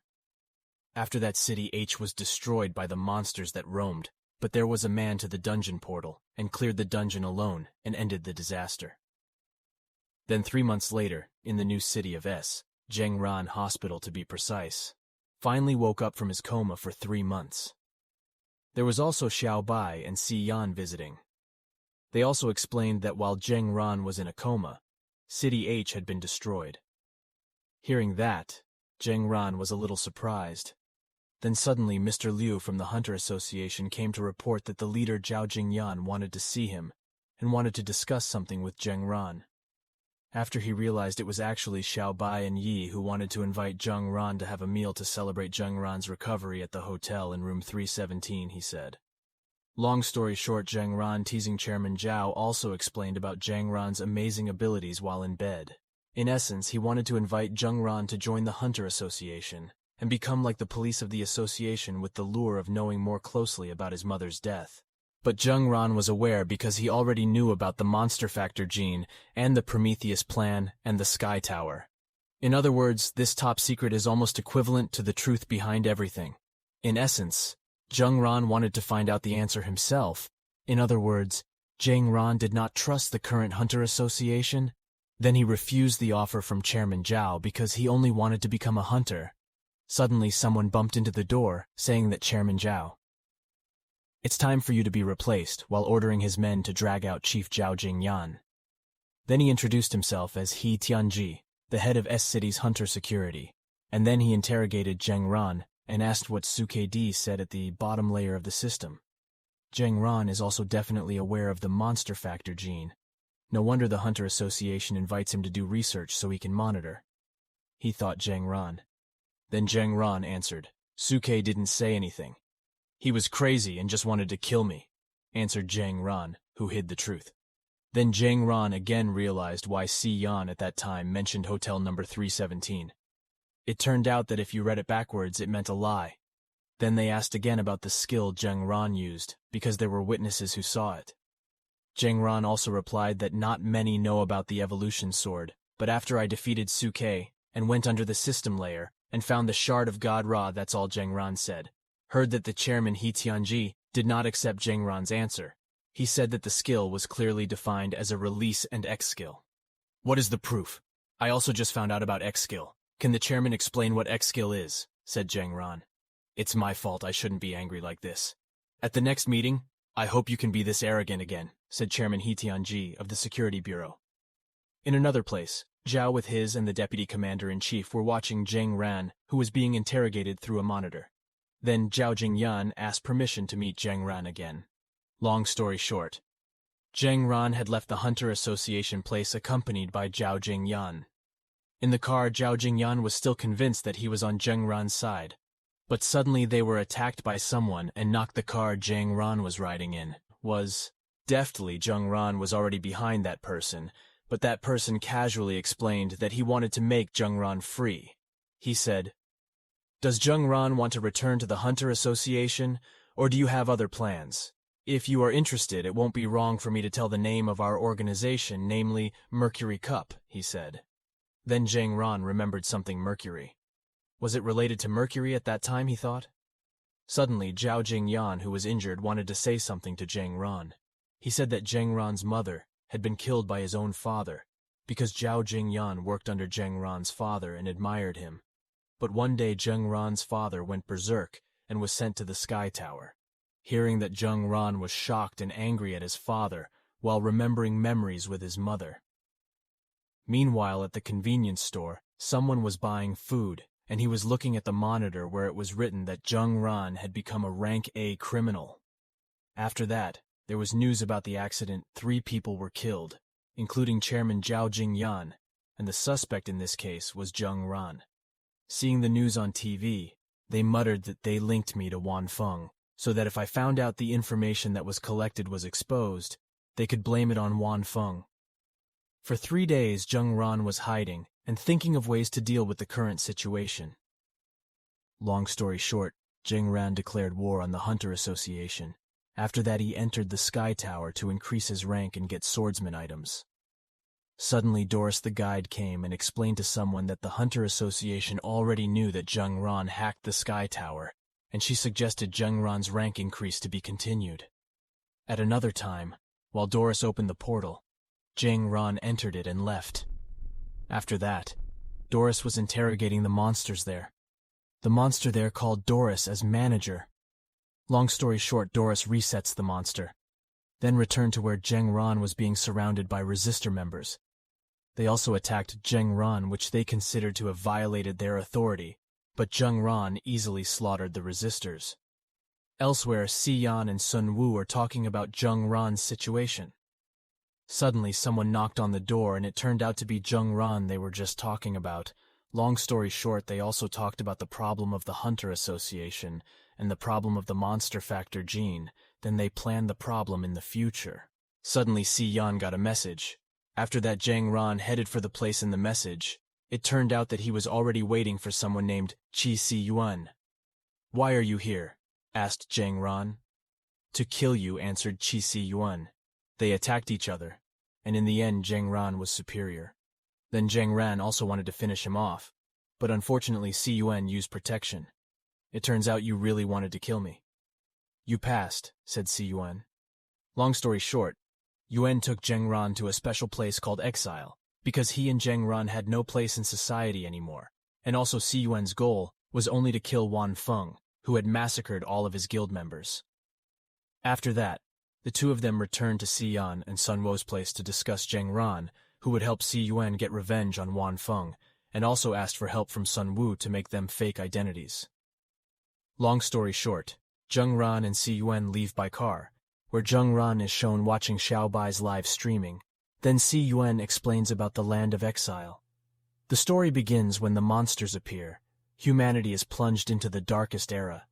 But since the arrows appear, the governments of various countries can fight back. The Americas area for Europe, and Area C for Asia. They are united. These three regions have the Hunter Alliance as their core. They cooperate with each other, and are also independent of each other. But these three regions are not comparable to the rest of the world. There are still landmarks outside of them. That's why this is the land of exile. So for the exiles. But there are also powerful people making companies there. Also, they exchange technology and labor goods with the three great regions, and also the black market in the three great regions. Just turn a blind eye to it. That is the place we will go to and say goodbye to your past from now on, as we can't go back anymore, said Si Yuan at length. Hearing that, Zheng Ran said while sending 150 big rockets to live streaming, "I am me. The past is a part of me. I will not say as long as I live in my past," said Zheng Ran. Xiaobai in his live stream thanked an anonymous viewer who wanted 150 big rockets. Zheng Ran continued what he said even more. "One day I will get back everything that belongs to me." The two of them finally arrived at the border, and through inspection from a distance, a woman entered Zheng Ran and Si Yuan's car secretly. 15 minutes later, the two of them finally passed the investigation that was initially suspected, and it turned out that behind their escape, they had something to do with Mr. Traitor. After that, Zheng Ran and Si Yuan continued their journey, but they had long realized that a beautiful woman had infiltrated their car. But the woman also threatened with a grenade. If she was not delivered to Ruger City, they would die together. Hearing that Zheng Ran and Si Yuan, suddenly their car was stopped by the robbers. The robber also saw a beautiful woman in the car and threatened to hand over the money. The beautiful woman handed over the grenade. There was an explosion. Then they got out of the car. The beautiful woman also asked the robbers at the border of the Ruger City fortress, "How could there be robbers? Because alliance activity is higher, unless you have other motives," he said. "You're smart enough, but when you die, you won't be confused anymore," said one of the robbers. They were ready to attack this beautiful woman, but unexpectedly this beautiful woman was also a hunter. As he took out his weapon, seeing that made Zheng Ran and Si Yuan surprised with his hilarious face. Then the robbers attacked the beautiful woman, but were easily defeated with the help of Yuan, who did not want to see only a beautiful woman fight alone. After that, this beautiful woman also introduced herself. She was named Selway, a libertarian. What is that? Asked Wen, many who believe that the essence of the land of exile is profit and primitive social Darwinism, whereas I believe that the essence of this exile is freedom. That is why I was identified as a libertarian, answered Selway. So why did you break into our car when you are so strong, you ask? And that's because I don't have permission to pass to civilized society place, and also I want to buy small thing in that place. Long story short, the three of them arrived at Ruger City. To be precise, they entered a bar. It turned out that a girl was calling the girl sis, then she hugged her. Selway immediately gave the girl a birthday present. It turned out that Selway had come all the way to give gifts. After that, Zheng Ran was looking for an informant from the Dragon Lag convention. Then someone approached Zheng Ran. So you guys were sent by Sun Wu, he said. He also apologized for the delay and asked to sit down and talk, but suddenly someone came with his troops. This place is under siege. If you don't hand over the info, then you will all die, he said. Hearing that, the owner of the bar approached and spoke nicely, but instead was kicked. Seeing her father being kicked by the girl who was given a gift by Selway, she didn't stay silent and approached, but she was also kicked, and the gift fell and was destroyed by the mercenaries' strength. Seeing that with lightning speed, Zheng Ran slaughtered all of them. I heard that people like you go to hell after they die, Zheng Ran said and stabbed him. After that, Zheng Ran approached the girl whose gift had been destroyed. The girl said, "Did she not deserve the gift?" "Of course not. You deserve it. But about that, I'm sorry. On the next birthday I will give you an even better gift," said Zheng Ran while holding her hand. After that, the King-S gathered and talked about something after the informant saw Zheng Ran's strength. He also wanted to explain something. But before that, he asked for an unreasonable favor, which was to clear the labyrinth of the Minotaur. Long story short, they were all already at the portal, and Zheng Ran entered alone, making the information surprised to see him. After Zheng Ran entered the Minotaur labyrinth dungeon, he walked casually, because according to him, as long as he remembered where he was, then he would draw a map of the labyrinth in his mind, for that if Zheng Ran wanted to leave, he would have no trouble. Suddenly a monster appeared and attacked Zheng Ran, but was easily defeated by it. Zheng Ran also thought, why didn't he use this dungeon as training to improve his dodge skills? But after that, a notification appeared that the dungeon began to evolve. Zheng Ran also tried to increase his avoidance in this evolution mode. After that, the notification appeared again, and got a new skill, and tried his new skill with agility. He dodged, but suddenly a hidden boss appeared, which surprised Zheng Ran, because that boss was a boss from the Sky Tower. The two of them also competed with each other's skills because they had grown rapidly. He easily beat him, even though previously he had bet his life to defeat the boss of the Sky Tower. Then Zheng Ran walked towards Minotaur dungeon boss. Meanwhile, in the terminal, already there with the others, they all fight the Minotaur boss. However, it seemed like they were all having a hard time in such circumstances. As usual, Zheng Ran came to block the Minotaur boss's attack. Long story short, because Zheng Ran's evolution sword was level up, he easily defeated the Minotaur boss and surprised the people there. After that, Zheng Ran got a drop that can be used as an entry ticket to the Sky Tower, and Zheng Ran was taken to the main headquarters, which was underground. It was also said that it used to be a sinkhole. They finally met the chairman of the Deacon Light Corporation, or DLC, named Andre. He said that he was also in a group with Sun Wu in the Prometheus project, and also his friend Suke. Then Si Yuan asked that leader Andre was in the same group as Sun Wu. Why was he like such a brat? Chairman Andre also answered that his body was still a child like this because of the side effects of the monster factor gene, so his growth stopped developing. After that, Zheng Ran stayed in DLC. Then he took a shower after taking a shower. It turned out that Selway was waiting for him to take a shower. In that state, the two of them discussed their respective goals so that in the future they would help each other.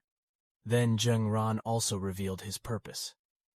Meanwhile, at the border post, it turned out that there was a Hunter Security Bureau, or we could call it a research organization targeting Zheng Ran and Si Yuan. Then back to Zheng Ran's place there. Yuan and the informant knocked on Zheng Ran's room door. What a surprise. They saw Zheng Ran and Selway together. As soon as this is your relationship? Do you believe that he just took a shower at my place? Said Zheng Ran. Then the topic became serious again. The informant also told Zheng Ran that traces of a research organization were here, and the target was Zheng Ran.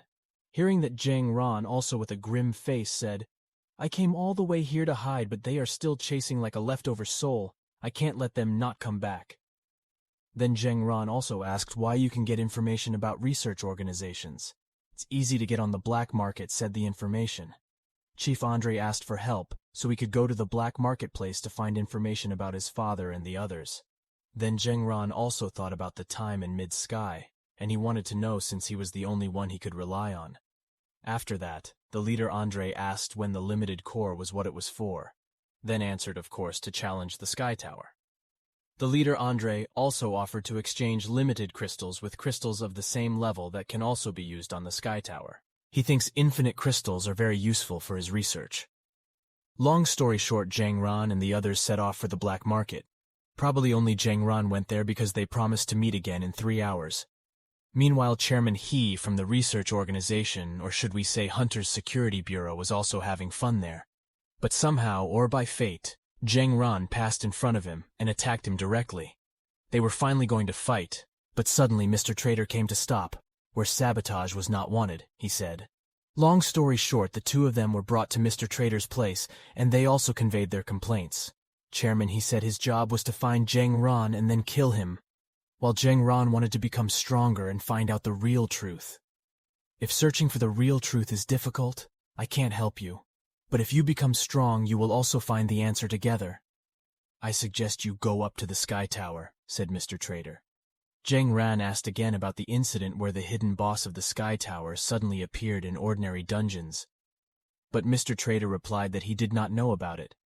Then Zheng Ran asked Mr. Trader for help so he could not sell crystal stones on the black market, but without his own name. Mr. Trader also said yes. Long story short, Zheng Ran left.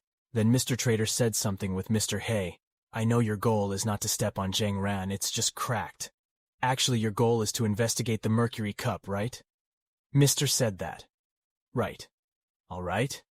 Your merchant title is well deserved. Or should I call you a world observer whose strength surpasses that of the first echelon?" Chairman He said. Meanwhile, Zheng Ran heard people talking about making a mess. Zheng Ran also asked how surprised it was that the person who made the mess was Si Yuan. At Mr. Trader's place, his men were reporting about the appearance of the unnatural hidden boss that Zheng Ran had also mentioned.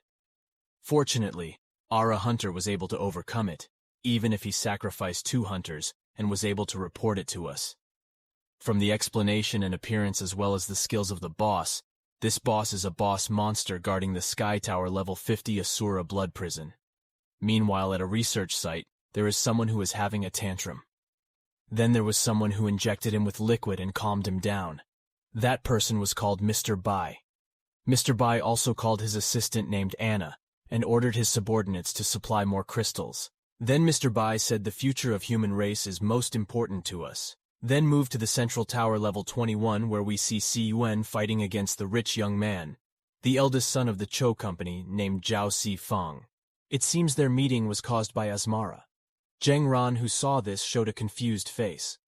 Long story short, Si Yuan easily beats him, and because this is a battle of life and death, Si Yuan wants to finish off Zhao Si Feng, but is stopped by Selway.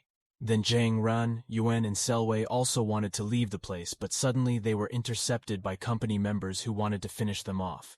But Selway said, "Let me take care of it if you touch Zheng Ran. No. If you dare to touch my friends, I will make you pay for your actions," said Selway, while taking out a black card. After that, Zheng Ran and the others wanted to leave, but Zhao Sifeng didn't accept it because he really liked Selway. Selway also said that the old me was not who I am now. Then Zhao Sifeng challenged Si Yuan again the next time he met him. "I'm willing to fight you again at any time. Remember the boy in love?" Si Yuan replied. 3 days later, the informant said that Zheng Ran's crystal was bought by someone, and Si Yuan immediately headed to the meeting place for the person who would have the crystal. Long story short, that person came, and it turned out that Zhao Sifeng immediately approached him and choked him, but suddenly someone using a mask attacked him, but with an attitude, and chased him away. Then Zheng Ran ordered Si Yuan to fight the masked person. After that, Zheng Ran analyzed the situation and realized everything. I will reveal his identity. But if I reveal it, the situation will get worse, said Zheng Ran. Hearing that the masked man left, then Si Yuan asked Zheng Ran, do you know who he is quickly? Said ask Si Yuan. Sorry, that was Zheng Ran's secret answer. After that, they returned to the DLC headquarters, to be precise, in the interrogation room. Zheng Ran was also interrogating Zhao Sifang, but he didn't divulge any information because he also had something to protect. Hearing that Zheng Ran wanted to go and leave but insisted he didn't want to be here, and it turned out he wanted to meet Selway. After that, Selway also said the past, let it be the past. So the point is why you can come back, said Selway. What made me come here was the company you left 7 years ago, said Zhao Sifang. Meanwhile, Zheng Ran Si Yuan talks about Selway's problem, then Zheng Ran says, I'm sure Selway can solve the problem so we don't have to interfere. Then Yuan asks about the masked person yesterday. Zheng Ran replied that when the time is right, I will say it, upsetting Si Yuan to hear it. In Zheng Ran's mind, I couldn't tell you that the person in the mask yesterday was Wan Feng. Zheng Ran also thought about whether Wan Feng might be part of the Mercury Cup. Maybe they didn't kill me for a reason, or what they have predicted about my actions so far, thought Zheng Ran. Zheng Ran did not remain silent and wanted to act. Meanwhile, Selway and Zheng Ran already know the truth, and then act and order Zhao Sifang to activate the military power under his control and come with him to the company. Wait. What do you want to do? He asked. I want to see those old farts change their company after my father's death, Selway replied. Hearing that, Zhao Sifang, who wanted to stop liking Selway, seemed to like her even more because the character that Zhao Sifang used to like from Selway had not changed. Meanwhile, at the company, it turns out that it is true that Zhao Sifang's father is being detained. There is a company leader named Keldaro, and there is also Mr. Bai there. They also interrogated his father, but suddenly Wan Feng came and announced that Zhao Sifang was in the hands of Zheng Ran. Hearing that his father, Zhao Sifang, said, If you need anything, come to me, I beg you to protect my son. Come to you? Mercury Cup's goal is very high. If this land of exile is the chessboard, then you kings are the pawns, and this grand goal cannot be tolerated. Mistake is only one possibility, we have to put our all efforts. So let us give encouragement to Zheng Ran, said Mr. Bai as he beheaded his father, escorted him to the company, and also ordered Keldaro to prepare for war because the war was about to start. The next day at the DLC company place, the chairman Andre said Selway and Zhao Sifeng had run away, but it was a small matter, so don't panic. According to Chairman Andre, the problem was their conversation yesterday, which would create problems later on. Meanwhile at the company, Zhao saw a crowd of people, who turned out to be his father's head, that had been sent by Wan Feng. Seeing that, Zhao Sifang cried, seeing his father who was gone. Long story short, Zhao Sifang got up and wanted to take revenge because blood must be avenged by blood, and ready to attack the company. Zhao said you can act according to your plan, he said. Long story short, Selway was already in the company. Then he wanted to meet the chairman and wanted to end everything because he was the real leader of the company. Here it is also revealed that the black card that Selway has been carrying is a card to activate the weapons in the company. War cannot be avoided. Moving to Zheng Ran's place, Chairman Andre also sends Zheng Ran's data, and Si Wen finally finds out that Selway is a young lady from a runaway company and asks Chairman Andre if the war will expand, which side he will be on. Then Chief Andre replied that it's not a matter of which side I'm on at the moment. The fire of war has been lit. No one can retreat unharmed. And also it's not a matter of strength, but a matter of strength. Long story short, Zheng Ran was already at Mr. Trader's company, and many people there wanted to enter to avoid war. Then there was someone who wanted to enter but had to go through a procedure. Unfortunately, he was refused. After that it was Zheng Ran's turn, and apparently he succeeded. Is this Mr. Trader's doing? Zheng Ran thought. A little flashback. Zheng Ran and Chairman Andre discussed something that in essence Zheng Ran would go to the Sky Tower, while Si Wen would join the current battle and find out about Wan Feng, while Chairman Andre gave a crystal that could go to the Sky Tower. But according to the agreement, Zheng Ran had to find out who was behind the DLC robbery. After that, Zheng Ran also thought that their Mercury Cup after saving me and made protection without interference. But after I found out that they were in the land of exile, they immediately made this mess. They were worried that I would find out their motives, so they destroyed the environment where I can grow stronger.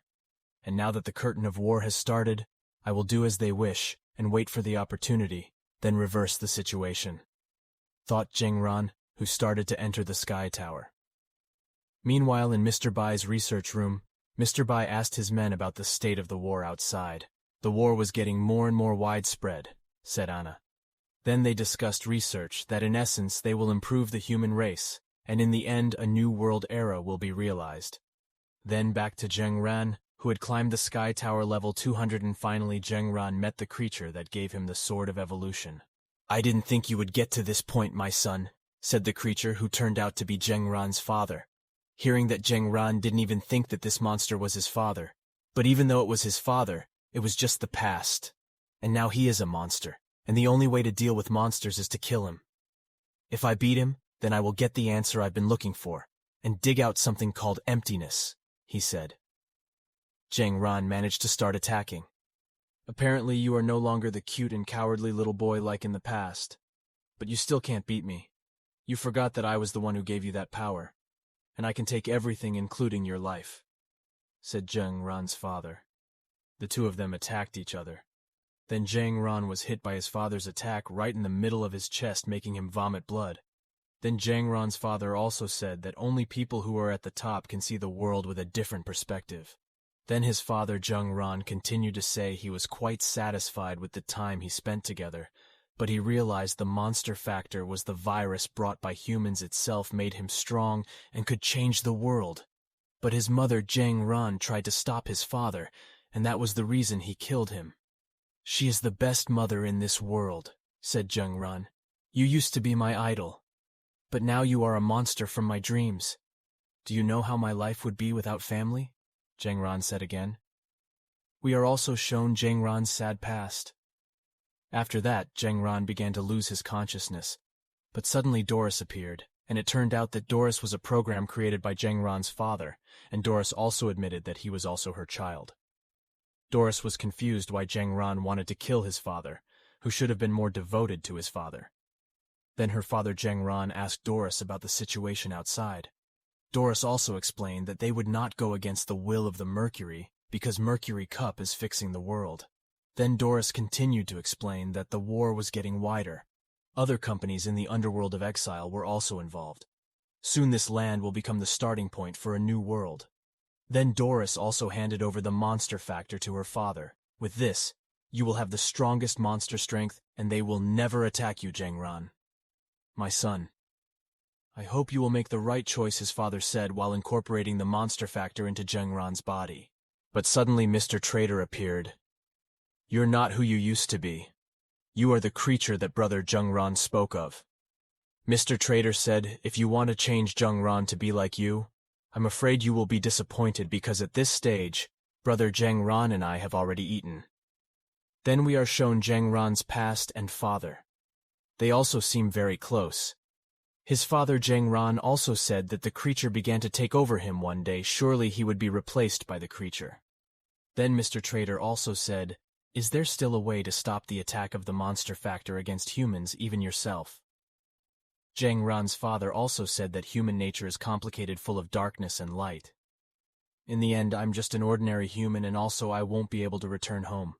I just killed my own wife, the wife that I really love. Long story short, before Jengran's father's body was controlled, he handed over the resurrection stone to Mr. Trader. The point is, if later that creature steps on Jengran, it will make Jengran become like his father, use the resurrection stone." Then his father Jengran thanked his best friend and informed him that his best friend's gloves were finished and Mr. Trader would become a very strong hunter in the future. After that, Jengran's father left while muttering, "I'm really a bad father." And here we also know that Mr. Trader always keeps an eye on Jengran. Then we come back to the present. It can be seen that Mr. Trader is so angry and ready to fight. The creature also ordered Doris to watch over Mr. Bai, so he didn't make a mistake, and then Doris left. After that, the battle between humans and monsters could not be avoided. Their fight was so fierce, but in the end, Mr. Trader lost and was seriously injured. But suddenly a high-level healing skill healed Mr. Trader. "My mission has ended here," said Mr. Trader. Then we were shown an evolutionary system there. Zheng met his father. His father also apologized for his mother. Actually, it wasn't him who killed his mother, but it was the darkness inside him that killed his mother, which is called the monster factor. Zheng also believed that it was not his father who killed his mother, and his father apologized again for not being a good father. Then Zheng also cried. After that, Zheng made up his mind and chose his own path. The light appears as well as notifications also appear. Zheng got up with his new appearance. The two of them started to fight at the same time as a bit of a fist fight. "From now on, your opposite will be in vain," said Mr. Trader. "What are you talking about? Don't worry, after I kill him, I will also kill you," said the creature that possessed his father's body. "You should have run away quickly, but it was too late," Mr. Trader continued again. Then Zheng also used a weapon and started attacking using his new skill and immediately shot to attack the creature that seized his father's body. The creature was attacked all out by Zheng. "In the end, it was the human who would win," said Zheng. The creature loses, and Mr. Trader asks where Zheng is going next.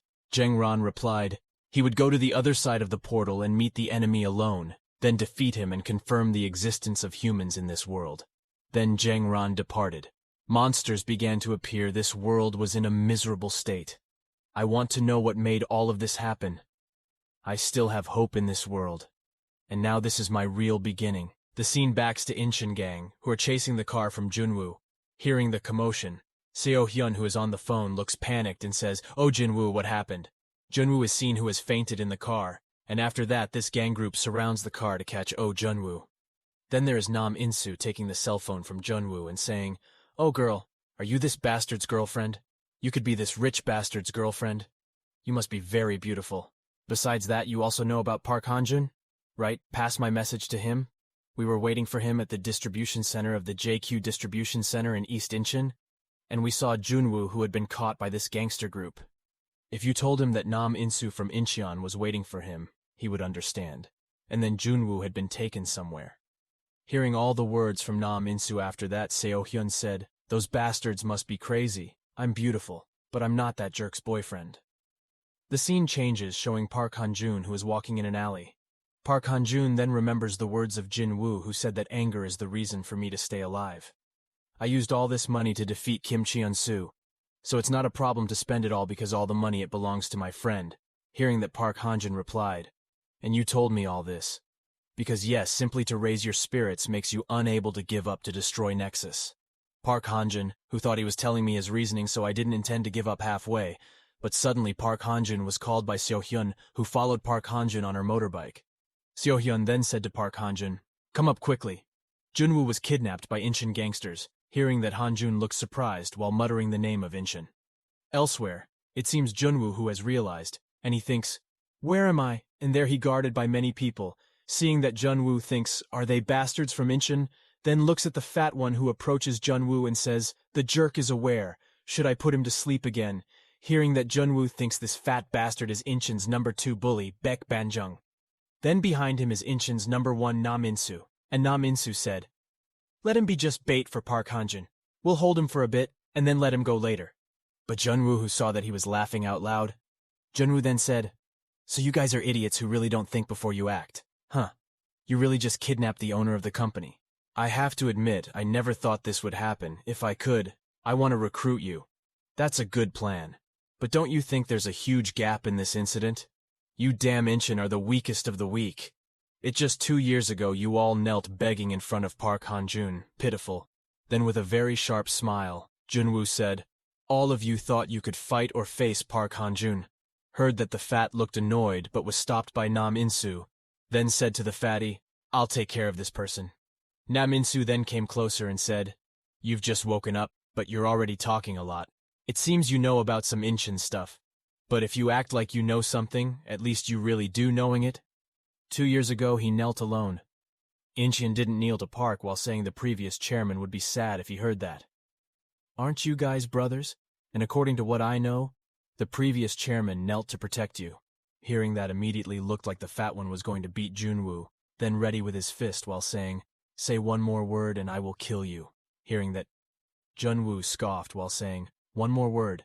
I just said 3 words. Hearing that, it looked like the fat guy was going to beat Jinwoo and said, "You bastard." But suddenly a subordinate from Nam In-soo came and said, "We got information that Park Han-jun was on his way here." Heard that immediately, Nam In-soo looked smiling. Hearing all that saw Junwoo, who said to the fat man, "Banjung, don't waste your energy to beat me. You better use it to deal with Park Han-jun." It seemed to come on time, but it was seen that the fat guy beat Junwoo and sent him flying far enough. After beating Junwoo, the fat one went to meet Park Han-jun. Nam In-soo then said to Junwoo, "No matter what I say, you will definitely argue right, so I will say this. The chairman of Incheon previously knelt in front of Park Han-jun, so look carefully. I will show you that Incheon has changed." The scene shifted, showing Seo-hyun and Park Han-jun being chased by several people on motorbikes. Also seeing that Seo-hyun said, "Damn, they sent all the motorbikes in Incheon to chase me." But immediately, Seo-hyun looked very surprised, because it turned out that the fat guy was blocking their way together with some of his colleagues. Saw the fat Seo-hyun, then said, "What was that giant pig?" while hiding behind Park Han-jun, and said, "Mr. Han-jun, take care of him." But the fat man immediately turned away, saying, "Keep quiet and follow me. We do want to kill you now, but we are not cowards, and the rule in Incheon is 1-to-1. After that, Park Han-jun and also Seo-hyun were seen, who kept following this fat guy. But it was seen Seo-hyun who said, "You are very big. This is the first time I see someone as big as you. Can humans be this fat? Are you wrong? Do you wear clothes that size like that special machine or what? Or is this really the size for your body?" Hearing all the questions, the fat man turned around and said, "Shut up and follow me, asshole." But Seo-hyun continued, "I wonder what else to do."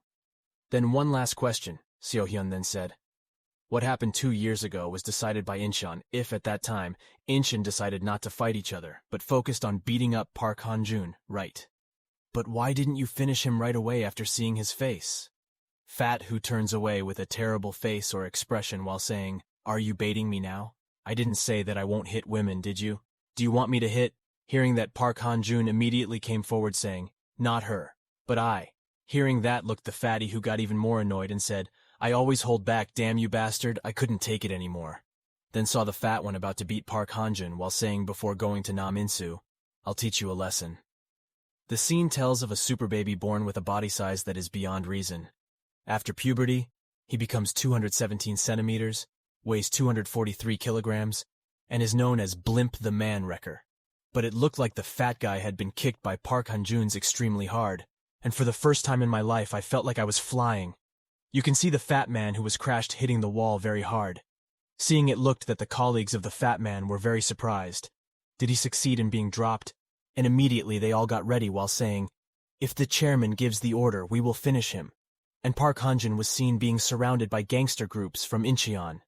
Saw that Seo-hyun then said, "What in Incheon 1-on-1? Saw Park Han-jun who came. Jinwoo then said, "Park Han-jun, let me go." My feet started to hurt. But suddenly a big man appeared while saying to his subordinates, "You all stop this bastard. Let me take care of it." Then it was seen Park Han-jun who had confronted Nam In-soo, and Nam In-soo said, "Haven't seen you, Park Han-jun, for a long time." Looking at Nam In-soo, Park Han-jun seemed to remember the figure of the previous leader of Incheon, who was very similar to Nam In-soo, then said, "You're Nam Man-soo's younger brother, right?" Hearing that, Nam In-soo looked like he was getting ready in his fighting position and said, "If you dare to say that, say it now, because today is the day I've been itching to beat him up from the first." Then you can see Nam In-soo beating Park Han-jun while saying, "If you don't want to go first, then I will go first." Seeing the attack from Nam In-soo, Park Han-jun thought that he was fast, and this could not be avoided. And sure enough, it was seen that Han-jun was hit by Nam In-soo quite hard. After that, Nam In-soo said, "Incheon's defeat 2 years ago, I will pay it today." However, Park Han-jun was seen throwing his punch at Nam In-soo, but was successfully avoided. Seeing that Han-jun launched his kick again, and was again avoided by Nam In-soo. Very quickly, Nam In-soo beat Han-jun with extraordinary strength, after Nam In-soo seemed to retreat, and was seen being chased by Mr. Han-jun, who like a monster threw his fist, but was again avoided by Nam In-soo. But Park Han-jun's clan was hit by Nam In-soo, and Nam In-soo said, "You're slow," and you see Park Han-jun, who was blown away by Nam In-soo's punches. After that, Nam In-soo came closer and said, "Park Han-jun, it's hard when you're like this, I can't be angry. Get up because the real fight just started," said Nam In-soo with a terrible expression. After that, the scene told after Incheon knelt in front of Park Han-jun. I was so embarrassed that I couldn't rest and kept hitting the punching bag. Incheon, which is seen as the strongest boxing in the whole country, even without a fight being humiliated by Park Han-jun. I'm a boxer they call a genius. Boxing isn't fun anymore. And because of that, I stopped boxing because what I do is fight, not boxing. After that, it was seen that Nam In-soo was going to a place alone, seeing that the boss of this place said, "Who is that kid? Go." Hearing what their boss said, this big body seemed that this place was not a place for you to be able to play around. But it looks like this big man who was beaten by Nam In-soo with a very hard punch could make him crash into the face of their boss. After that, Nam In-soo said, "For the punching bag, you talk a lot too." Huh? Seeing the colleagues who were beaten instantly, all of them took out their weapons. Nam In-soo said, "Come on, you all." Since then, Nam ISU has destroyed 27 schools in 2 years, 13 gyms destroyed, and 4 organizations disbanded. Became stronger through countless battles just for the sake of avenging Park Han-jun. The scene again shows Park Han-jun who gets hit by many attacks from Nam In-soo. But are you kidding me? Now that you are this weak, Incheon is suffering because of you. How dare you do this to me? You can see Park Han-jun who keeps getting punched by Nam In-soo. Seeing this fight, Seo-hyun then said to Jin-woo, "What's wrong with Park Han-jun? Will he lose?" But Jun-woo answered first, "Let's see him." It was said that Jun-woo had actually researched Park Han-jun before recruiting him. One thing that surprised me was that Park Han-jun was the son of a gym owner. The fact that he didn't even learn any martial arts and was only practicing physical training was due to pure strength and power he could match against the Nexus. The problem was that Nam In-soo was also aware of that, and he was always able to dodge Park Han-jun's punches. Then Nam In-soo countered the blow by hitting Park Han-jun's face with a pretty hard punch. The wound made when you use a boxing glove with a wound made from an empty hand is much different, but if it's the empty fist of a boxer, it's enough to tear human flesh. Nam In-soo took advantage then. For the rest, he only needed to accumulate the impact of Park Han-jun's attack. Then it was seen that Park Han-jun was going to hit Nam In-soo with his hard punch. But the punch was very easily blocked with one hand, and he hit Park Han-jun back and made him blown away far enough. After that, Nam In-soo came forward with his fist while saying, "Try to cheer me up." But I saw Park Han-jun who dodged the attack from Nam In-soo and held Nam In-soo's lower leg. Seeing that, Nam In-soo locked Park Han-jun's head and said, "What are you doing? You think you can win if you make me fall on the ground just because I'm a boxer? Is that just your plan?" But I saw Park Han-jun stomping his foot on the ground very hard and immediately managed to push Nam In-soo with incredible strength. Seeing that, Nam In-soo was very surprised.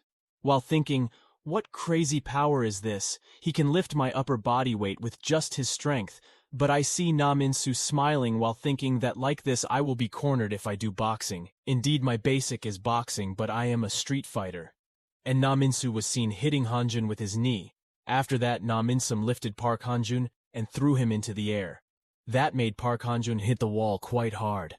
Seeing this fight, all of Nam In-soo's subordinates praised him and thought that Incheon's pride would come back. Hearing that, Nam In-soo seriously said, "Don't be too happy. This is only the first round." And Nam In-soo thought, "I know you won't fall just because it's Park Han-jun, but that bleeding in your eye will surely cloud your vision. Slowly, you will definitely lose your balance and let your guard down. After that, it looks like Nam In-soo is coming forward and is about to beat Park Han-jun with his fists. This fight is certain that I will win it." But you can see Park Han-jun, who managed to avoid a punch from Nam In-soo, seeing that Nam In-soo looked quite surprised. Likewise with Jun-woo and Seo-hyun, who were quite surprised to see that suddenly Jun-woo's expression turned terrible. And Jun-woo said, "This is what I'm waiting for. You can see Park Han-jun beating Nam In-soo really hard." Then it was shown Park Han-jun, who managed to beat Nam In-soo really hard. Seeing that, he immediately saw Nam In-soo, who was very surprised, while thinking, "What the hell was he dodging my attack earlier? If he really can read my movements, then I'm finished." Then I see Park Han-jun, who hit Nam In-soo again. And Nam In-soo thinks, or could it just be a coincidence? Am I wrong? And then Park Han-jun was seen hitting Nam In-soo on the head again from above. The scene then follows Nam In-soo, who is often referred to as the greatest of the greatest. But Park Han-jun is also a monster of monsters. Jun-woo, who was watching from a distance, said, even though Nam In-soo had the upper hand in terms of speed with his opponent, but in reality, it was still not enough to take down Han-jun, who was a monster. Hearing that, Seo-hyun said, "Then why hasn't he been able to beat him before? Because it's not easy to beat him. I myself studied a little his body movements," said Junwoo. Nam Insu often changes modes from infector to outboxer. Therefore, he is always superior in terms of distance and speed. Then you can see Nam Insu avoiding a hard kick from Hanjun while dodging. Here Nam Insu is thinking, every time I launch an attack, he always knows where my attack is going, but it looks like Nam Insu is getting hit hard from Hanjun. I'm trying to attack his weak point lest he can read all the attacks. Is this the difference between talent and effort? Then Nam Insu was seen advancing while avoiding Park Hanjun's hard punches. Then, with a very scary expression, Nam Insu said, "I'm still not finished," and there were lots of scratches and blood coming out of Park Hanjun's body. After that, it was seen that Nam Insu was throwing consecutive punches.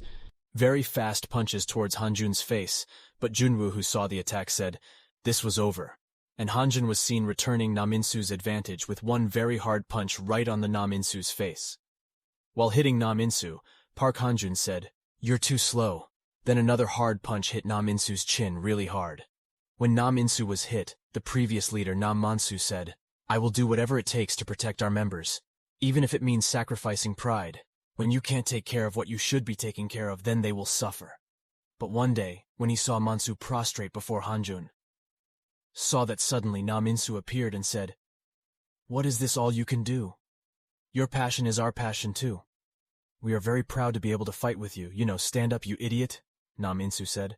"But since Mansu doesn't want to fight, then let me just fight," said Nam Insu by advancing to beat Park Hanjun. However, after one attack from Park Hanjun left a scar that lasted forever in Nam Insu's left eye. Back to the present. Nam Insu was beaten up by Park Hanjun and was bleeding profusely. Saw it looked like someone was holding the fat man's shoulder while saying, "Are you just going to stay here watching him get beaten up?" Then there was Nam Insu, who looked panicked looking at Hanjun while thinking, "Is this what the chairman of Incheon saw at that time? This is not pressure that can be released by ordinary humans. He's really terrible. I feel like I want to run away from here," thought Nam Insu with a scared face. But on the other hand, he also thought if he ran away, it would undermine the pride of his members. Then one can see the fatty and his cohorts advancing together to beat up Park Hanjun to defend Nam Insu. Here the fatty said, "I'll help kill him. I'll show you how strong Incheon is." Seeing that Nam Insu looked panicked while thinking, No, don't come here," and immediately Nam Insu shouted, telling all his subordinates to stop. Immediately, all of Nam Insu's subordinates fell silent and stopped carrying out attacks, and suddenly, Nam Insu was seen kneeling in front of Park Hanjun, while saying, "I lost." Nam Insu always thinks back on the incident back then. "I was also embarrassed at that time knowing the weak side of the man I considered Incheon's hope. But now I think I know this must be the embarrassment that my brother felt at that time. Something that no one can understand. Under this knee there is a very heavy burden." I didn't care about my sister's knee, and instead blamed Park Hanjun. "So it feels like this, huh?"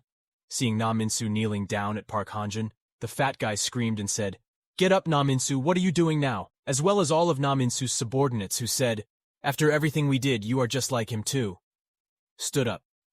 Saw this commotion, suddenly appeared Junwoo and said, "Think again carefully, you idiots. Don't you know that Nam Insu did it all because he thought of you? And don't you realize that Park Hanjun is getting serious? Do you think can win from him?"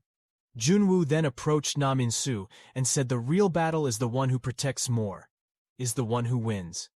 I have to admit that, hearing all that, it seemed that the fat man and also his colleagues were just silent. Nam Insu raised your head. After that it was seen Junwoo who hit Nam Insu on the head. Seeing that, Nam Insu raised his head saying, "What did you do that for? It was for you to kidnap me, damn bastard." Junwoo then stood up and said, "I'm a bit relieved now. Even though I know you can endure it, then the reason why you kidnapped me is because Nexus gave you hope." "No."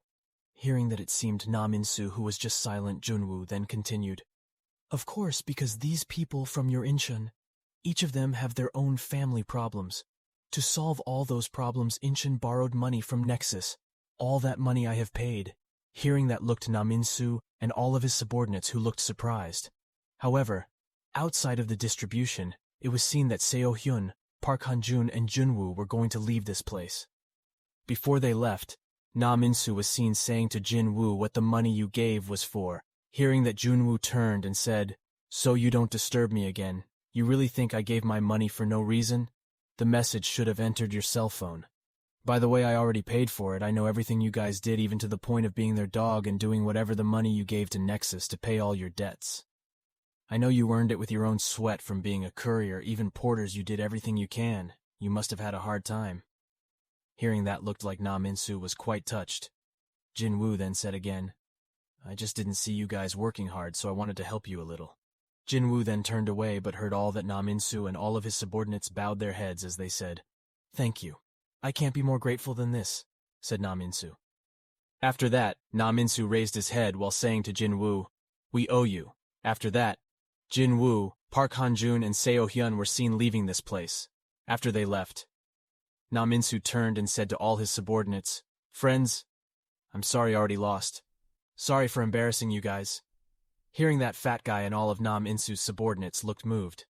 Na Minsu always said, I won't embarrass you anymore from now on. Incheon will leave Nexus, and let's live without embarrassing ourselves again starting now. On the other side of Jinwoo's apartment, here's Jinwoo, who said, So we can already take care of Incheon. This is good. But why are you like that today? Jinwoo said to Seo Hyun, who was looking down, and apparently seen on Seo Hyun's cell phone it looked like Jinwoo sent it. Money of 40 million won. Seeing that immediately, Seo Hyun looked very happy and said, Long life to you, President. May Incheon kidnap Oh Junwoo every day. Hearing that, instantly Jinwoo looked annoyed and said, Oh Junwoo is in front of you, so watch your mouth. After that, Seo Hyun looked at Park Han-jun and said, Oh yes, by the way, Park Han-jun, you have a wide back too. If you try a little decoration, it will definitely be cooler. Do you want to shop for clothes with me? Asked Seo Hyun to Han-jun. After that, the scene moved to a mall. You can see Park Han-jun, who bought an outfit that looks very scary. Seeing that, Seo Hyun said, It's funny that the mafia wears things like this. But because Han-jun didn't look happy about it, Seo Hyun also offered to try on clothes other. However, when Park Han-jun bought another dress, Seo Hyun was seen looking amazed at Park Han-jun's appearance. Seeing that, Seo Hyun looked embarrassed while saying that it was more suitable. I'll buy some more, so I'll just wear it from today. But I see some people who were watching Seo Hyun from a distance. These two people then whispered in English and said, Look at that woman. Isn't she Choi Seo Hyun with 520k followers? She is really very beautiful. One of the two thought for a moment to approach him, and asked his friend not to worry because he thought he was handsome. Even though Seo Hyun was walking with Junwoo and Han-jun, the man ignored them. The blonde-haired man seemed brave to approach Seo Hyun and spoke Korean, and offered him to go somewhere nice. Hearing that, Seo Hyun seemed annoyed, making the blonde-haired man think that Seo Hyun was the type who got angry easily and would really please him later. But unexpectedly, it was seen that Seo Hyun slapped this man hard enough for the man to get angry, and then said, How dare you touch me with your hands, you jerk? Seo Hyun replied that I heard everything before you came here because I understand English. Get rid of the trash. Hearing that, the blonde looked annoyed and was about to beat Seo Hyun while saying, You bastard! But suddenly Seo Hyun's bodyguard appeared, namely Park Han-jun, who immediately beat the blonde very hard. The blonde immediately slammed into the glass and made his head embedded there. Seeing that his black partner came forward and was about to hit Park Han-jun from behind, however, it was seen that Han-jun was holding the punch using his elbow, and Park Han-jun's hard elbow instantly made the man's fingers crooked. You can see Park Han-jun beating this man really hard, and after hitting him several times to make the man cry while apologizing. But Park Han-jun was about to beat him and said, I don't understand English. Heard that it was seen that Seo Hyun was eating popcorn while saying, But I spoke in Korean just now. Good job, Park Han-jun. Heard there was a commotion here. The manager of this shop also appeared to break up the fight. The manager then panicked a bit and said, You can't do this kind of thing in our store. Please stop or I will call the police. Hearing that, Seo Hyun said that this is nothing and apologized for disturbing, but saw the damage in this store. This manager said, But I guess sorry won't be enough because I think the store will need some compensation. Hearing that, Seo Hyun and Park Han-jun immediately glanced at Jinwoo. Seeing that, Jinwoo was immediately annoyed and asked that he be given patience. After that, the scene moves to the forum bar or in the play zone area of the Nexus. Here you can see someone playing cards while saying, What did you say Incheon left Nexus? He is the head of a branch from Gyeonggi, named Choi Tae-soo. Tae-soo then said, Besides, I didn't expect from Incheon gangsters anyway. Then that Junwoo turned out to have guts like him. I still can't believe he can repay Incheon's debt. We're also making moves, so don't worry about Park Hanjun. I'm working on it.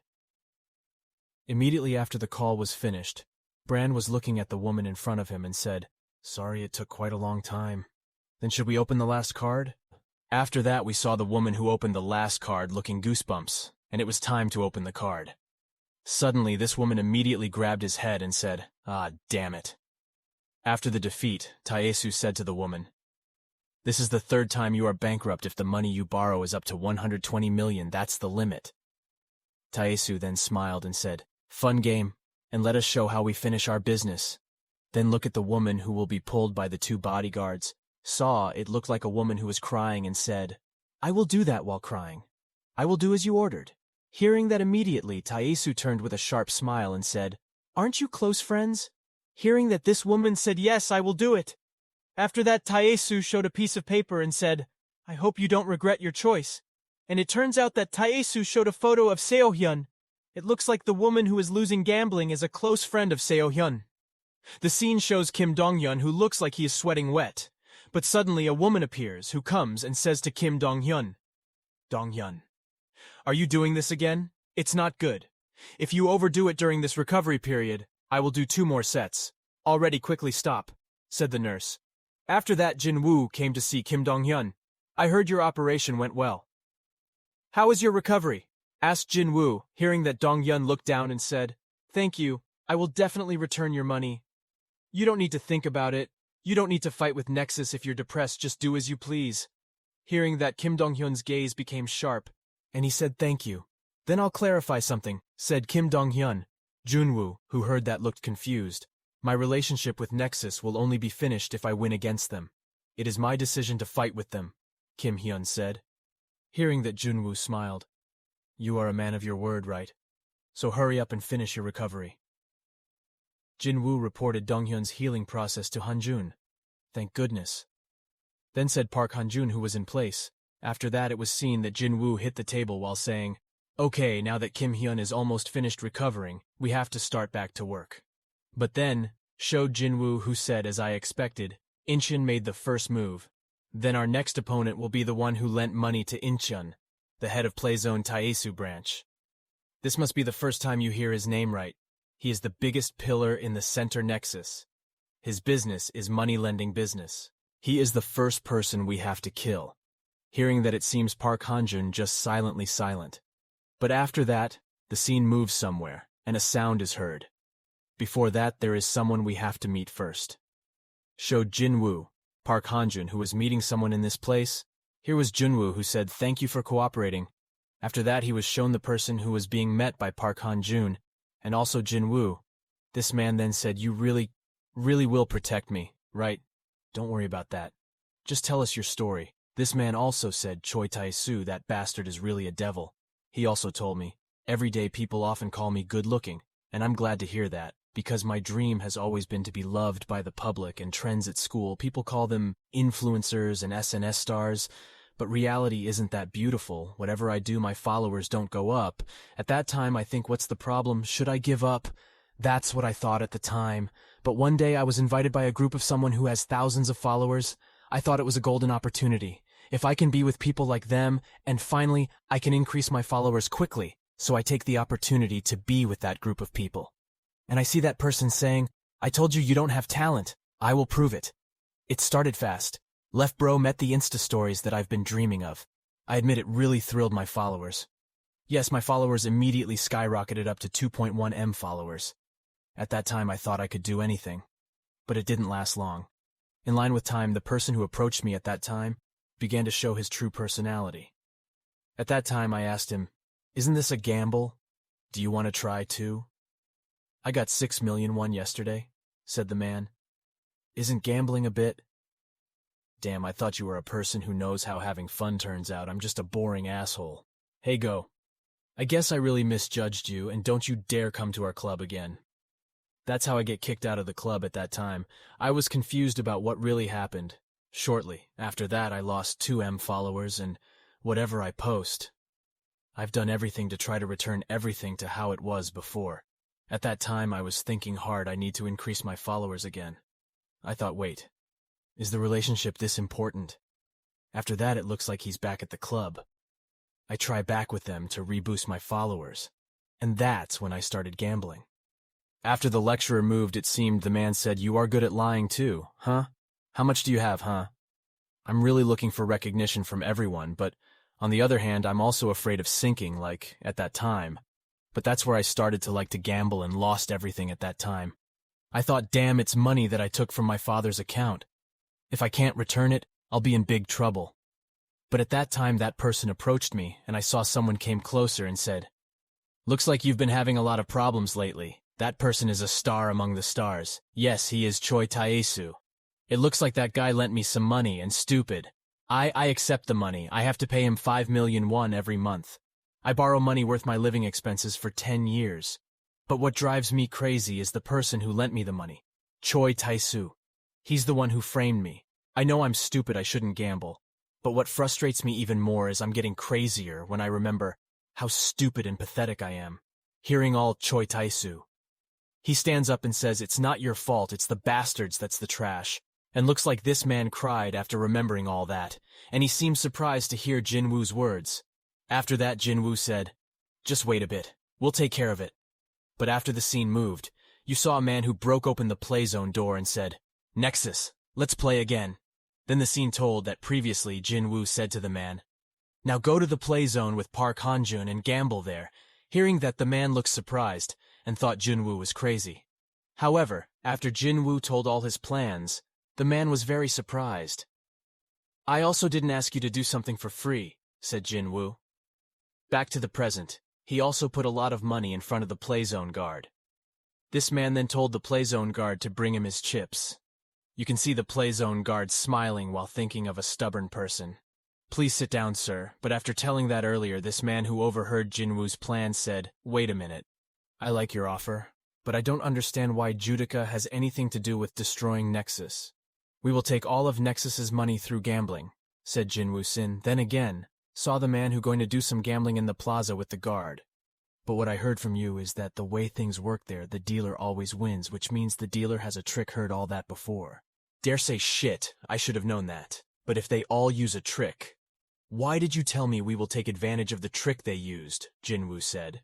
"Then you see this man who is all in all his chips in this gambling. You know not that gambling has one rule that everyone knows, and that rule is, if he is caught using his tricks." But suddenly there was a sound when the play zone guard was about to use his trick. Heard the sound of this guard bleeding. "Can you shut up? We are having a game here?" "Yes, if he gets caught he will lose all his money." Here looks Park Hanjun, who jumps towards the play guard. That zone, and boom, looks to be crushed, kicking the head off the play zone guard. If you don't want to get involved in all this, but ain't this is the only best way, all the games in will kill, even the play zone branch Shin. Then show this play zone guard who was hit hard by Park Hanjun. Instantly, the man was lying right under Park Hanjun, and it was seen that it was true that this dealer used a trick that was currently discovered, because he was beaten by Park Hanjun. Seeing that this man also said, "You know the rules, right? If you playing with tricks, then others can take all the money. So now it's my money." But it looks like the guards showed up a lot, and they said, "What are you doing trying to ruin other people's business?" Here is the role of Park Hanjun, who will take care of them. You can see the guards or the play zone bodyguards advancing to attack Park Hanjun, and the man simultaneously, but with extraordinary speed. One by one they were beaten by Park Hanjun. If the casino refused to play, and it was seen that Park Hanjun said, "Start the game," that too will be taken care of by Park Hanjun. Then the dealer appeared to say, "I will spin the ball," but suddenly hit his hand really hard. The impact caused a trick from the dealer to be caught again, who saw that pulled his hand away and said, "Play a trick again, huh?" Seeing that, it looks brave too, very panicked and said, "Please forgive me, but boom tam back Park," who beat him very hard. Maybe a little cruel, but we are playing fair and honest, and besides, we weren't the ones doing those cheap tricks. Right after the SIL told the main office of the Playzone Nexus branch, one of the bodyguards was seen who was reporting to Choi Taesu.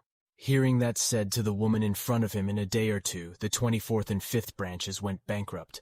You guys deserve to be praised. Now finally we can meet Miss Choi Seo-hyun." And we see Seo-hyun who is meeting Choi Taesu. "I have my own way to win this game." After that, the woman who was beside Seo-hyun kept apologizing to Seo-hyun because she was forced to meet Seo-hyun. After that, Choi Tae-soo appeared, who said, "I'm sorry for this inconvenience. Because already here I have things to talk about, I want to make you an offer."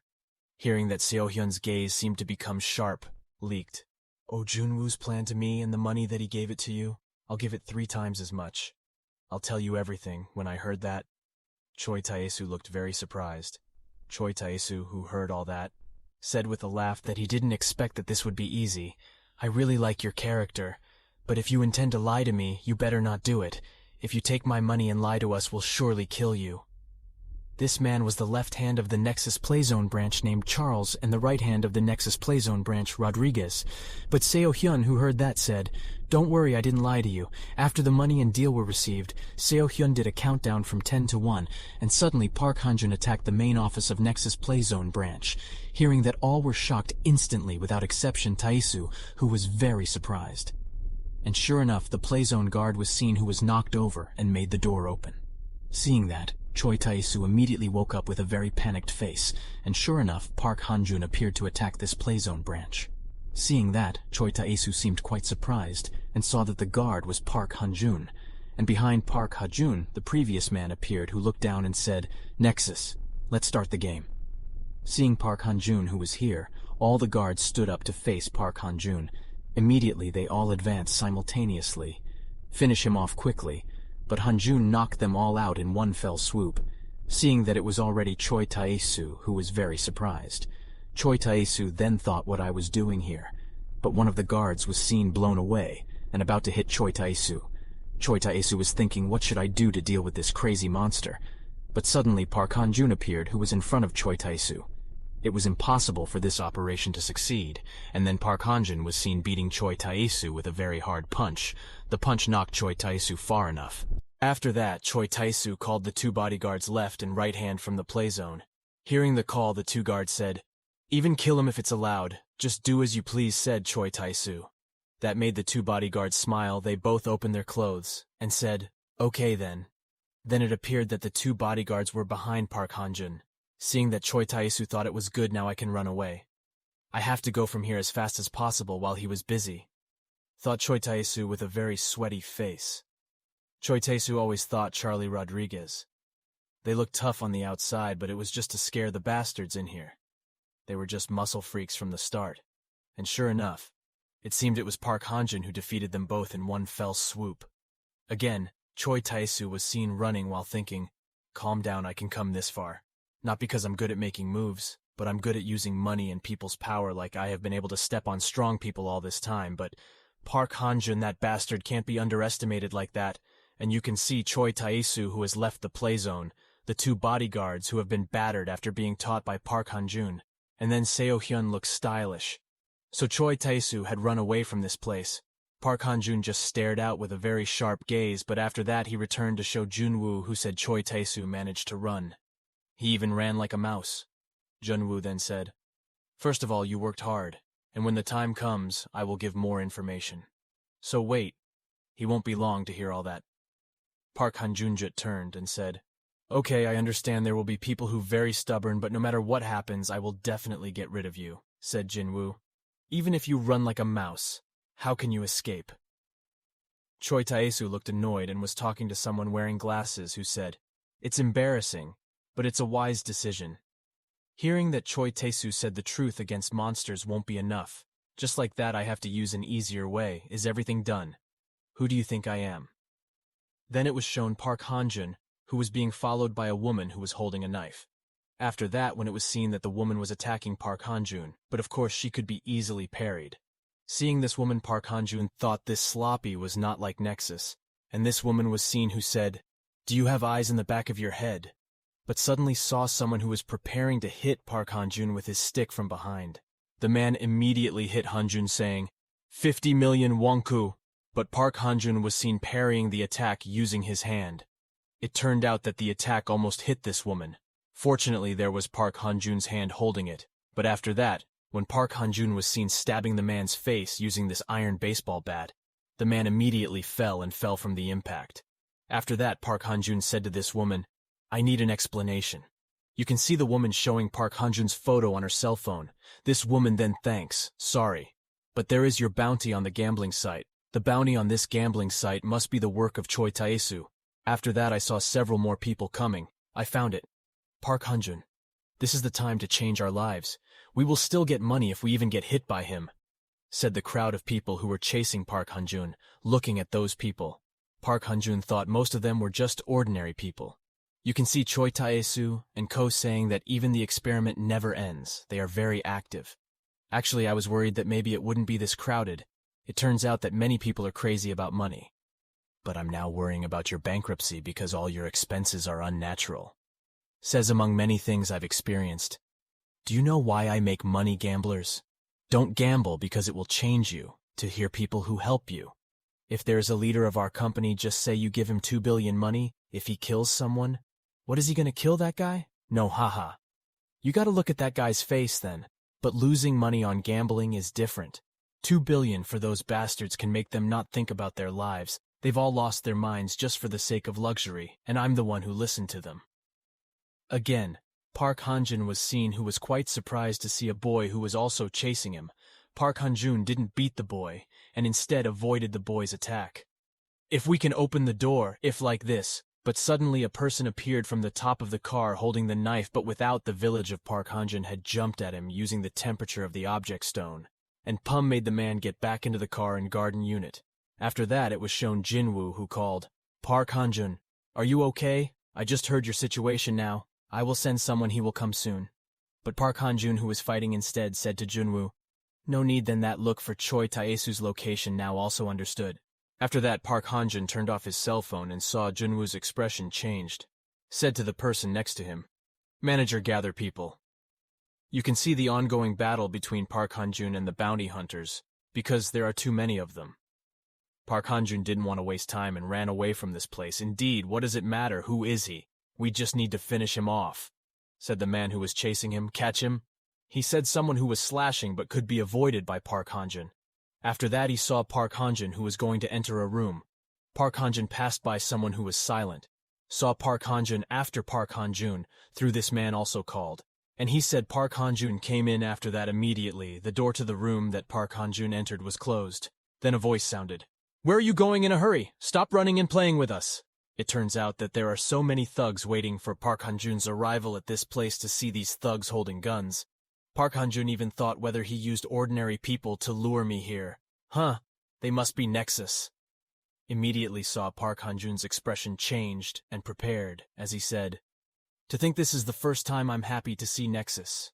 You can see Park Hanjun beating them all one by one with his fists, then jumping, holding the lamp and kicking them one by one, after that jumping on one of the men and going to beat him. Then the clan beats the man and makes him lie on the floor instantly, very quickly. Park Hanjun manages to paralyze. There are so many thugs, seeing that their comrades are quite panicked. Damn, who is he actually? He must not be human. Look, he can still stand straight and see Park Hanjun, who will start to react. But suddenly Jinwoo calls back. I find Choi's location. Taesu. Hanjun heard that. Park Hanjun immediately got ready and said, I will go there now. Seeing Park Hanjun, who was going to come forward. Suddenly these men were very scared. Bastard, I don't want to fight him. Don't push me, bitch. But apparently Park Hanjun just passed them. Of course he didn't want to fight the people who were already scared. But suddenly Park Hanjun glanced at something, and he said it must be only a moment. It turns out that what Park Hanjun saw was the CCTV in front of him that was monitoring him. And sure enough, Choi Taesu and his partner were also monitoring Park Hanjun from the CCTV. Yes, that's really a very angry look. This is just the beginning, I believe, that 10 more times you can take him down. This is the end of the legend of Park Hanjun. Then next, why don't you get rid of Junwoo too? Power and money are proven to be more powerful than using muscles, right? Hearing that, immediately Choi Taesu smiled and he said, You are smart, you are, I will promote. Alright then, let's start. Let's see immediately what appears on the screen is the face of Jinwoo. What is this when it's ready? It turns out that because of this I, like you said, Choi Taesu. But suddenly Choi Taesu's colleague was quite panicked. Not me did this, didn't you do it? Then who? But suddenly a voice. I found you, rat bastard. That was the laugh from Jinwoo. He took over all control of the server. Our computer completely shut down, but heard Jinwoo say, It's useless, your security sucks. We can hack everything, you made a big mistake, asshole. I will repay everything you did to me. If you do dirty things, I will do the same thing. Jinwoo said and immediately appeared bounty from Choi Taesu. which was written 2 billion won. Back to Junwoo, who said, now we change positions to see the bounty that appeared instantly. Choi Tae-soo was quite panicked. Back to Park Han-jun, who was beating up the Krokos who tried to block him. What's going on? Our site was hacked, bounty. It changed to Tae-soo. Instantly everyone ran scared. Damn, Nexus is definitely over. Choi Tae-soo said, damn it. How did all this happen? But suddenly heard someone breaking down Tae-soo's door. Come out, damn it. Did they also change their mind, said Choi Tae-soo. Jinwoo took all the money. Yes, Hyung. After that the two of them ran while saying, let's go leave first from this place, but you can see Choi Tae-soo's subordinates chasing him instead. Choi Tae-soo here quickly chases him. After that you see Choi Tae-soo who looks panicked while thinking, I have to get out of this place immediately. I'm finished if caught by them. I just need making sites again, and making them my slaves again, then I can climb to the top. But suddenly it looks like someone who was kicked by something saw. It looked like Choi Tae-soo, who was quite panicked, and saw Jinwoo who hit Choi Tae-soo hard enough. But suddenly a sound was heard. Who called him? And it turned out that the one who called Choi Tae-soo was Park Han-jun, who was already in front of him. Why did you rush? Said Park Han-jun. Knowing the award that was in front of him instantly, there was no heart from being a source of pounding very quickly after that. Choi Tae-soo very frantically pointed at Park Han-jun. Wait, if you do this, your life will be ruined. I am the most popular Choi Tae-soo. With just one phone call I can make you hated by everyone. But suddenly Han-jun was seen jumping and kicking Choi Tae-soo's face with anger. Choi Tae-soo was immediately knocked out and hit the wall quite hard, whatever. But first you need to be beaten up first. After that Park Han-jun's punch smashed the wall. But it was seen that Choi Tae-soo, who managed to escape, was a crazy bastard screaming very loudly for help. However, he saw Park Han-jun, who was already behind him, and pulled his hair after that hit Choi Tae-soo to the floor hard. Wait a second, I can totally destroy your life, you know. I'll make sure you will have the most miserable life if you beat me. Your father will also feel it. You will beat people, and everyone around you will suffer the consequences. But suddenly Han-jun again kicks Choi Tae-soo in the face really hard. In this situation, Choi Tae-soo thinks, damn, this hurts so much. This bastard is not affected by my threat not being heard at all. What about money? Wait, how much you get from Junwoo? I will give more, said Choi Tae-soo. But again Park Han-jun beat him very hard again. Seeing that with a very sad expression, Choi Tae-soo said, I will pay you 3 times as much. But again taught by Park Han-jun, well, 4 times however, Park Han-jun continued to beat Choi Tae-soo, who was lying on the floor. After that, with all his might, Tae-soo tried to run on all fours with a bruised expression. Tae-soo turned and said, use your brain. Does the brain understand human language? Think again what can be lost from you? You are not an animal, but you can see the expression of Park Han-jun, which is very terrible. Sorry. What I meant earlier was actually, please forgive me. This hurts really bad, said Choi Tae-soo. Choi Tae-soo then lay down in front of Park Han-jun, but suddenly Park Han-jun was seen, who said, damn, I still have to hit you again, even though he will let me go whatever Han-jun's words are going to go. However, it turns out that Choi Tae-soo's previous subordinates were chasing Choi Tae-soo because of his bounty. I found him, Choi Tae-soo. They were all fighting over each other. He was 2 billion won. How are you going to pay me? Shut up, you bastard. I heard that if I don't have to pay you anymore because you have a bounty on your website, all we need to give you now is all of our pain so far. What we're looking for right now is that 2 billion won. Hurry up and die. Even Choi Tae-soo can only accept the situation while people continue to beat him. Moving on to the website, you can see that the photo of the bounty has been completed, meaning that Choi Tae-soo is dead. After that, he moved to someone who said, Choi Tae-soo needs 14 weeks to recover. We have arrested all the SNS accounts he used and everyone who helped him. Thank you for your hard work, Jinwoo said. Because you are now, Kim Cheon-soo will definitely go crazy. Meanwhile at the hospital, someone was seen visiting Choi Tae-soo, and it turned out that the one who visited him was Kim Cheon-soo. Cheon-soo then said, You're not pretending to be sleeping, right, Cheon-soo? You're here. Thank you for visiting me. I'm fine, I did have a lot of injuries. But this is not so bad, Tae-soo said. By the way, what about my money? About that, I'm really sorry, it's my fault. But suddenly Kim Cheon-soo was seen holding Choi Tae-soo's hand very hard. It immediately made Choi Tae-soo feel excruciating pain. Why are you apologizing? You don't just give up, do you? You have to return my money, said Kim Cheon-soo. Then it was shown someone who was about to be discharged from the hospital, and he said, Thank you for your help. I can recover faster. This is my job, said this nurse. Don't fight anymore. Okay, live properly from now on. It turns out he is Kim Dong-yun, who has finished his recovery period in hospital. The scene moves to see Kim Dong-yun, who is walking after being discharged from the hospital. But suddenly on the way, he sees a group of thugs who are torturing someone. Here you can see this person who has apologized. Since yesterday you also said that, said the thug. The thugs immediately opened the man's mouth and were about to hammer him. Looks like you need to be disciplined, said the thugs here. It seemed Kim Dong-hyun, who only saw the torture that the thugs did to the man.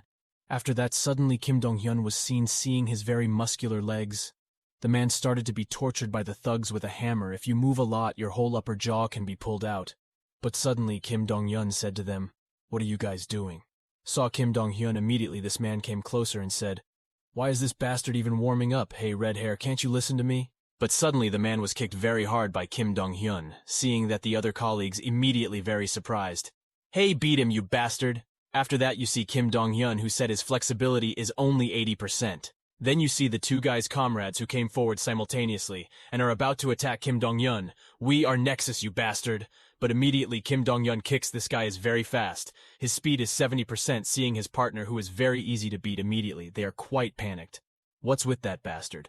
But suddenly Kim Dong-hyun is seen, who has been above him and is about to hit him. After that, a very hard kick makes the man. It immediately collapsed. And it was shown that Kim Dong-hyun beat the three of them in just one attack. Kim Dong-hyun then said, "It seems like it's still long. 240 kilograms doesn't seem enough. I need to lift more weights," said Kim Dong-hyun. Seeing Kim Dong-hyun, who is leaving, instantly this thug will get up and say, "I don't know him, because he cut his hair. Damn, he is Kim Dong-hyun. So the rumor is true." "Yes," said this thug. Park Han-jun and Kim Dong-hyun, the legendary duo, has regrouped. Flashback to 2 years ago, where Park Han-jun and Kim Dong-hyun were known as a very good duo. A legend was made during the war against Nexus, even attracted all the attention of everyone in the whole country. Now, Incheon is the beginning of legend. Their name at that time exploded once. There were them who are interested. There are those who are afraid and angry. And even for someone it is a hope. A white-haired person was seen climbing the stairs. While climbing the stairs, there was a fight going on. This man then reached the top of the building he was climbing, and it turned out that this man was Kim Cheon-soo. Shown someone being met by Kim Cheon-soo said, "I'm waiting for a handsome face. Do you think the rumors are true that Park Han-jun has returned?" Asked the man, "Yes, that's true." Kim Cheon-soo said this stood up and said, "The reason why you came here and looking for me means Park Han-jun was still moving now," and introduced that this man's name is Baek Mun-young. After that he said he needs someone to match him. I still can't believe this. Cheon-soo. Do you remember what happened 2 years ago? I can't remember, Kim Cheon-soo said. After that, Baek Mun-young said, "What now, you're going to use me to catch Park Han-jun and throw me away. But now Park Han-jun is back again. You're looking for me. You think I'm a coward now. I heard that said there are some things that can't be forced. This time you just do it right, and I will grant you whatever you want." Hearing that, Baek Mun-young laughed and said, "Whether it is even if I want to become the owner of the Nexus." Baek Mun-young's words suddenly made the situation become quiet. But suddenly there was an intense aura radiating from Kim Cheon-soo, and Kim Cheon-soo said, "Baek Mun-young, don't joke. You can handle things like that." Hearing that, Baek Mun-young said, "You just play games every day, but apparently that look is still there. I'm kidding. Take it easy. You're not here to ask for help, but to give orders. If the boss gives an order, then I have to carry it out right. Just wait a moment. I'll definitely finish it this time, and when I'm done, you pay for the drinks." I understand. Hearing that, Kim Cheon-soo also let Baek Mun-young go to deal with Park Han-jun. Moving at night in a building, here we see Baek Mun-young sitting while thinking Kim Cheon-soo will come here. Does he think I can win against Park Han-jun? Of course it's impossible. There's no way that bastard believes me, right? What did this devil want? Actually get rid of me and Park Han-jun at the same time.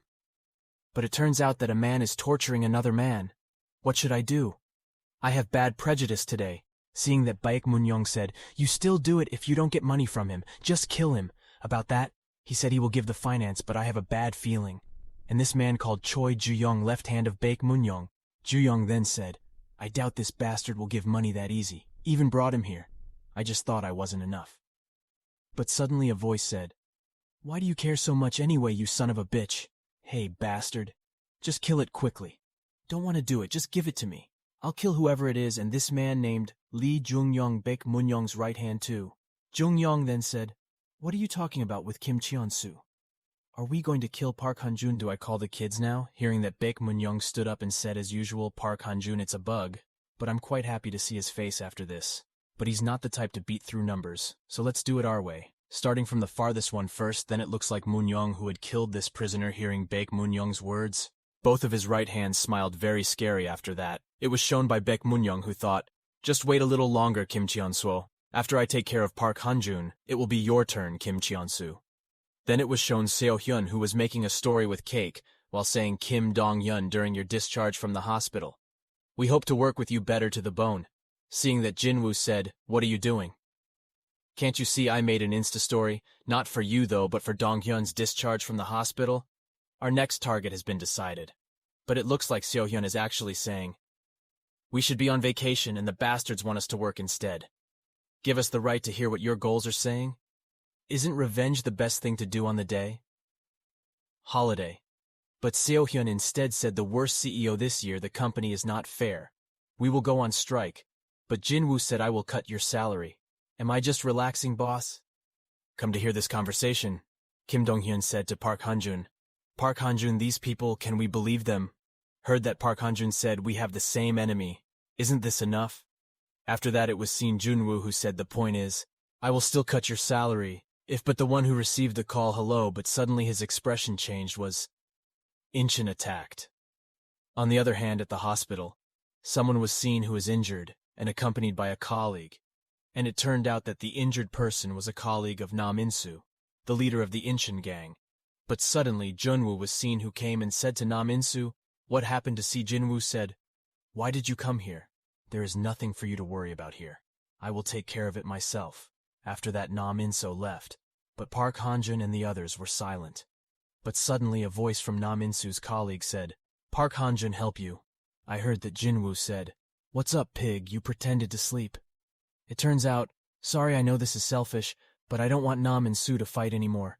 Even though I told him not to go, I'm sure he will definitely go and looking for that person. Hearing that Jinwoo said, "Of course I understand. Then this must be Nexus, right? Who this time?" But suddenly, Kim Dong-hyun said it must be the work of Baek Moon-young. "I can recognize his work," said Kim Dong-hyun, "by looking at the wound on the leg of Nam In-soo's partner, because the one who crushed my knee was Baek Moon-young." Somewhere seen Kim Cheon-soo, who was having a meeting with someone, and he said, "Thank you for coming. Thank you for your hard work, CEO. Everything went smoothly. That way we can start our plans starting next week. There will be lots of children. High schools from all over the country are playing our game. And because your company's 2 games ranked first and second, 15 million won, our profit became 80 million won." Hearing that, immediately this CEO was shocked. Is it perhaps very important that we have such a thing as trust? All right, if so, Mr. Kim Cheon-soo. In one place you can see Kim Cheon-soo who said games are quite interesting. We've sent them all over the country so there won't be any more problems. Yes, that's your specialty. So I'll leave this to you. Then, enough talking about money. I heard about Park Han-jun. Are you going to use Baek Moon-young? And this guy's name is Kim Lion too. Kim Lion then said, "If you use that bastard, it means there will be a lot of dirty work going on. What if playing this dirty we are in the jungle? Now hyena will only eat rotten meat, but even if hyena eat rotten meat, it won't change the food chain." Heard Kim Cheon-soo said. "So let's just enjoy the show, right?" Hearing that, Kim Leon said that a lion would never care about dirty hyenas. Then I saw Kim Dong-hyun who was practicing really hard. Seeing that, Seo-hyun said, "You're even sweating. Hey, let's make a video together." Hearing that, Kim Dong-hyun immediately refused. "No, I heard that Baek Moon-young has returned to America. Not many know about him. So I need your help." Seo-hyun said, "Tell me about him." Hearing that, Kim Dong-hyun just kept quiet, then went back to lifting weights. But suddenly Kim Dong-hyun said, "He is a genius among all the people I have ever met. In my entire life there are only 3 people I can call a genius in a fight that must have been Park Han-jun, Kim Cheon-soo, and trash human Baek Moon-young. 2 years ago, when Park Han-jun and I still controlled the entire territory, no one else dared to try to occupy our area. Not even Nexus. But after a few months, it was seen that comrades from Kim Dong-hyun who said, 'Dong-hyun, did you hear the news that there was a new student, he was from America, and beat up all the 3rd graders on his first day?' Hearing that, he said on the first day, 'Wasn't he from Gangmun Baek Moon-young High School coming to our area?' And since then, things have changed completely. Baek Moon-young controls all the schools in our area. He makes the schools fight to determine the ranking system. Then he will torture the school with the lowest rank. He does it for no reason. Again, seen someone who entered the classroom from Kim Dong-hyun. Seeing that Kim Dong-hyun was quite surprised. "What happened to you, Dong-hyun? That bastard, don't underestimate him." Immediately, Kim Dong's colleague was lying in front of him. But on the back of his colleague's shirt it was written, "Kim Dong-hyun was at the park at 8 p.m. Seeing that immediately, the expression of Kim Dong-hyun turned very angry. Kim Dong-hyun and one of his colleagues were seen waiting for the arrival of Baek Moon-young, because the clock was already past 8 p.m. His colleague said, "Dong-hyun, let's just go. The coward doesn't seem to be coming. Let's just wait." Suddenly saw someone lying on the back of Kim Hyun. On the clothes of this man, it says Baek Moon-young is cunning. I can't find him, and he always beat up people in my school secretly. Slowly he started to reduce the amount of strength, as if in a situation suddenly there was a sound that 8 people had been defeated. Was Kim Dong-hyun actually scared because it could never catch him? And when I was at his limit here, I saw Kim Dong-hyun, who was very angry. He appeared in front of me, and I saw Kim Dong-hyun, who was entered the base of Baek Moon-young, and that's when my destiny with him started.